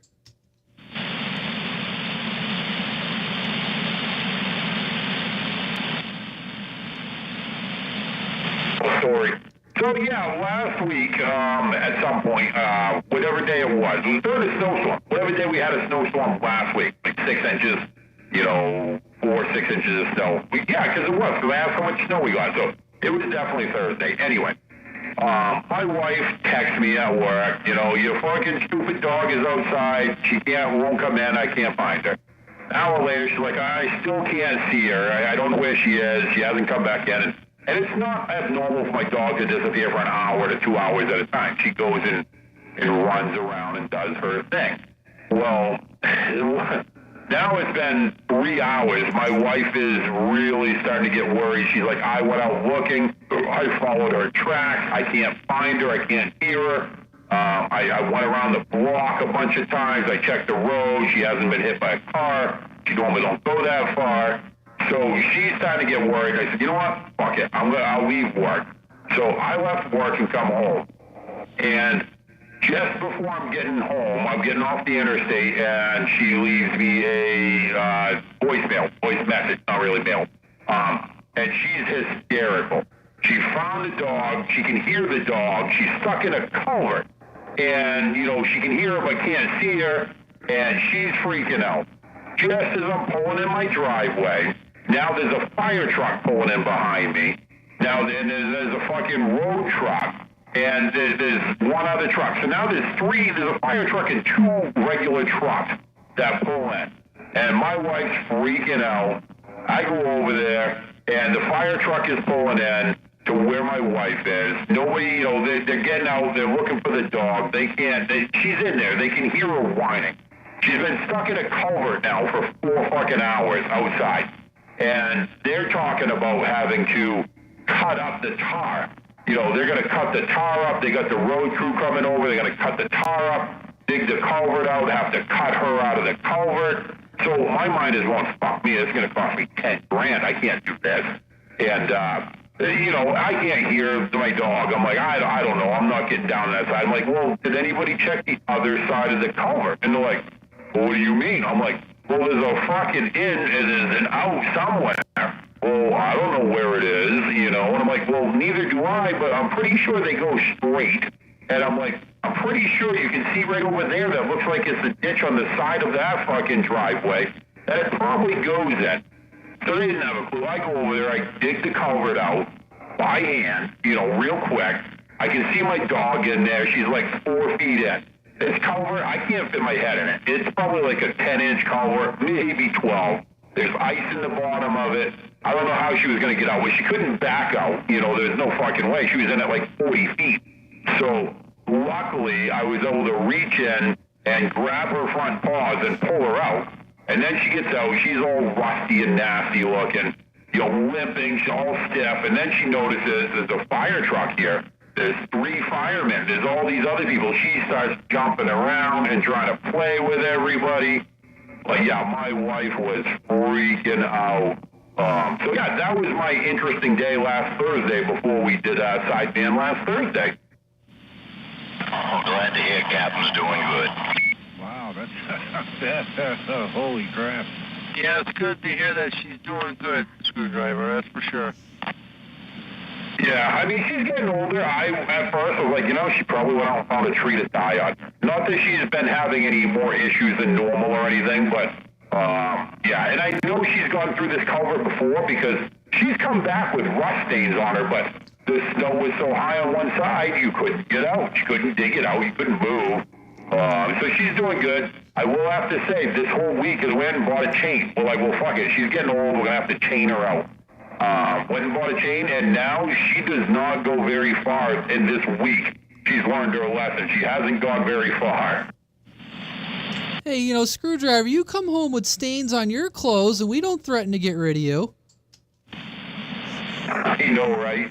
Like I said, the words came out of my mouth. I'm like, well, fuck it. She's the stupid one who got in there. I'm like, leave her in there. And like I said, they looked at me like I was the biggest asshole. Like, you're going to leave your dog in there to die? I'm like, no, I'm not going to leave my dog in there. But I was pissed. I'm like, I had to fucking leave work, lose time, and, you know, and I'm like, for fucking what? My dog being a dumbass?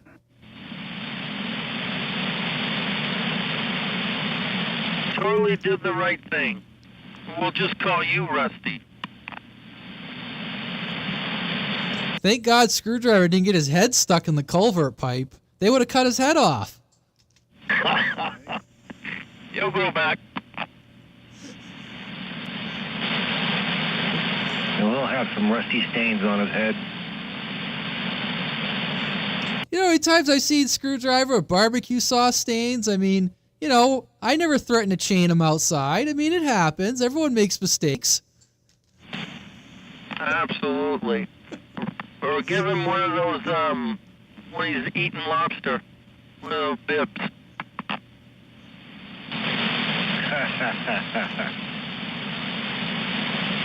You know, Screwdriver, I've never experienced it, but I worked with a guy that his cat went up in a tree. And he goes, I gotta go. And I said, what are you doing? He goes, I gotta meet a guy at my house. He's gonna climb up a tree and get my cat. And I go, you know, and I was kind of like you. I was, you know, that kind of dark humor. I said, have you ever seen a cat skeleton in a tree before? He just looked at me and he goes, no, why would you say that? And I go, the freaking cats, they don't die up there. It'll come down when it gets hungry. He's like, oh, no. Apparently there's a guy, he has a business, or, well, I don't know if it's like a legit business, but apparently you can pay a guy and he'll climb trees and go get your cat. And that's what he did. I don't know what he paid the guy, but the guy climbed up and got his cat.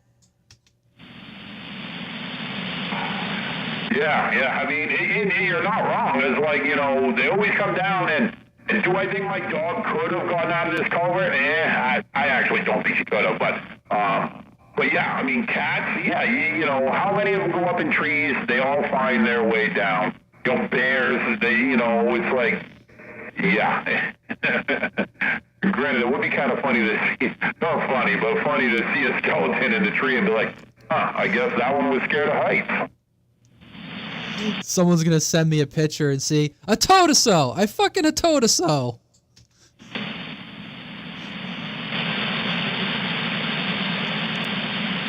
But yeah, it was funny. He's like, I gotta go, and I'm like, for what? And he's, oh, my cat. Yeah, I don't think your dog would have gotten out of that. You know, like she couldn't turn around, she couldn't back up. It was obvious that she probably, like you said, has been through that pipe more than once. And she's always just went in one end, come out the other. Well, she went in and realized, oh shit, I can't. And yeah, if you didn't find her, yeah, it would have been a tragedy, I think. You know, like you know, I don't want to be, nasty, but you know what I mean? Like, you would have found her before it was too late, you know? I mean, I don't think she would have gotten out of it.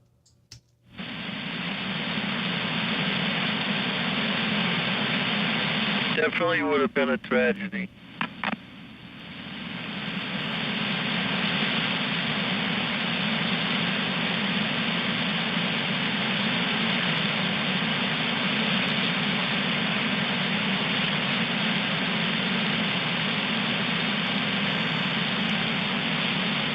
I don't have them anymore, but we used to have a big black German Shepherd, and we were at camp one time, and I had a few liquor drinks, and I don't know what happened, but my dog decided to go under the bed, and he was a big German Shepherd, and he couldn't really fit, and I don't know why. And my wife woke me up, you know, I'm passed out, you know, I was sleeping one off basically, and she says, Bear's under the bed. And I'm like, well, okay. And she's like, well, he's stuck. He can't get out. Well, you know, you wake me up half in the bag and half asleep. Well, I literally just flipped the bed. Like I got up, I was like, holy shit, Bear, I'll save you. And I just got under there. I flipped the whole friggin' bed over. Scared the shit out of my wife. She still gives me shit about that. She's like, Jesus, you flew out of the bed. You dumped everybody on the floor. And you have to make the bed again. But you saved the dog. Yeah, that dog, you know, he passed away of old age, but I never knew him to go under the bed, so I don't know what the hell he was doing under there. And he was a big dog, too, so it was just a normal bed. And somehow he wedged himself under there, and he started going, making moaning noises, like, get me out of here. Curiosity, I got the best of them. Unfortunately, same with screwdrivers and a family dog.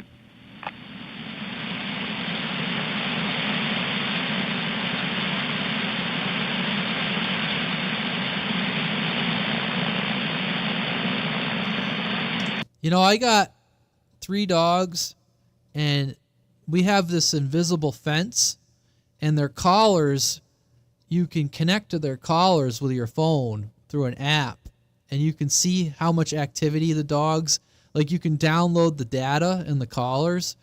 And I have 2 dogs, you know, they're older, you know, but they're both active dogs. And then I have a younger dog, she's 2. And she's a German short-hair pointer. And if you've never owned one before, they are a high-energy dog. Well, I looked to see how many miles so far this week the dogs have walked, run, whatever. It tracks the mileage.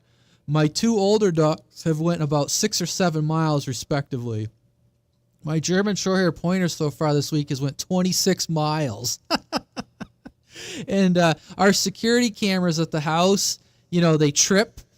And, you know, when the dog goes by, and I literally made like a clip of videos, and it's just my dog going by in a blur. And all she does is trip those cameras when she runs by at about 100 miles an hour.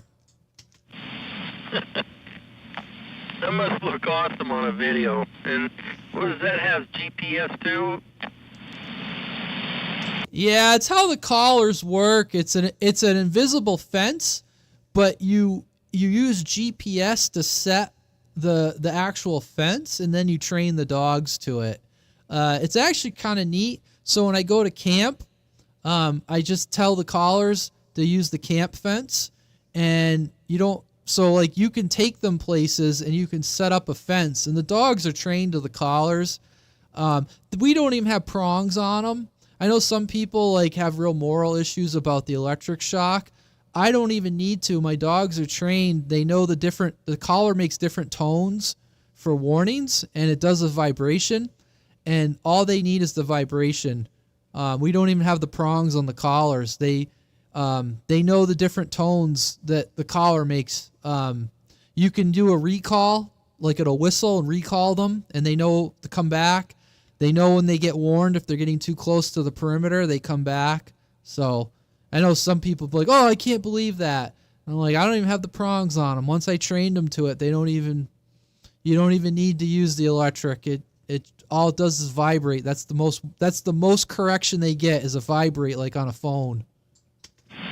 Roger that one. Yeah, my daughter and son has those on their Labradors, and they work good. And I guess there's like 6 settings on them. I think they're the prong ones, perhaps, and it buzzes them. Yeah, you can take the prongs off. One of my dogs had a skin irritation to the metal prongs. So we just took it off, and they just wear the collar. So it's fine. It works. Yeah, well, I like it. It lets them, they get to run around more, and they get more exercise. But they're pretty good, like I can trust them off leash. But yeah, it's just kind of funny looking at that today. Yeah, for sure. The transmitter that they have, I think it has 2 buttons, one for each dog. So, I believe that's right. And you can adjust it to the power and hit any button, I think, for each dog.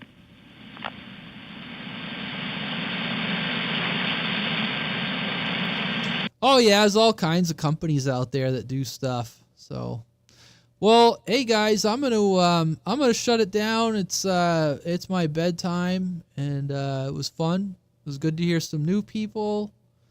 Good to hear some people putting their 2 cents in on amps. I don't know.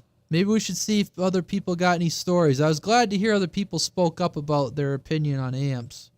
I do enough talking. I want to hear other people talk. So, I don't know. Maybe we'll see if other people got stories. But I'm gonna shut it down here and call it a night. So, hopefully hear some of you guys this weekend. It's a long weekend for me, so I'll be around. And I think I'm going to do a little snowmobiling this weekend around here. Excuse me. All right, so I'm going to shut her down. Good talking to you guys. Radio Man, we're going to be out here in a minute. Roger, Radio Man. Have a good night. I know it's a school night.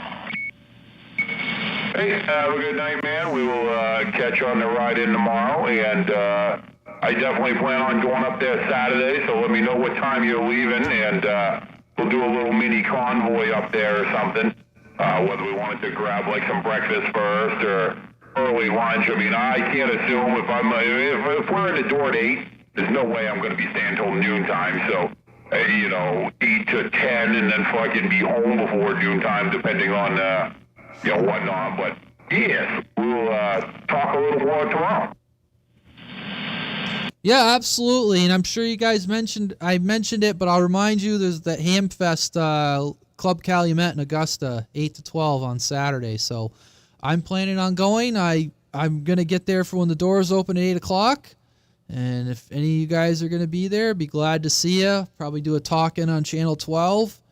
And as you heard from Screwdriver, get some food maybe before. So, yeah, we'll talk more about it tomorrow. But, yeah, I got to go. I'm kind of a baby on a school night here. 10 o'clock is too late for me. See ya. Have a good rest of your evening, Radio Man. Have a good one. Have a good one from Oxford, New Hampshire.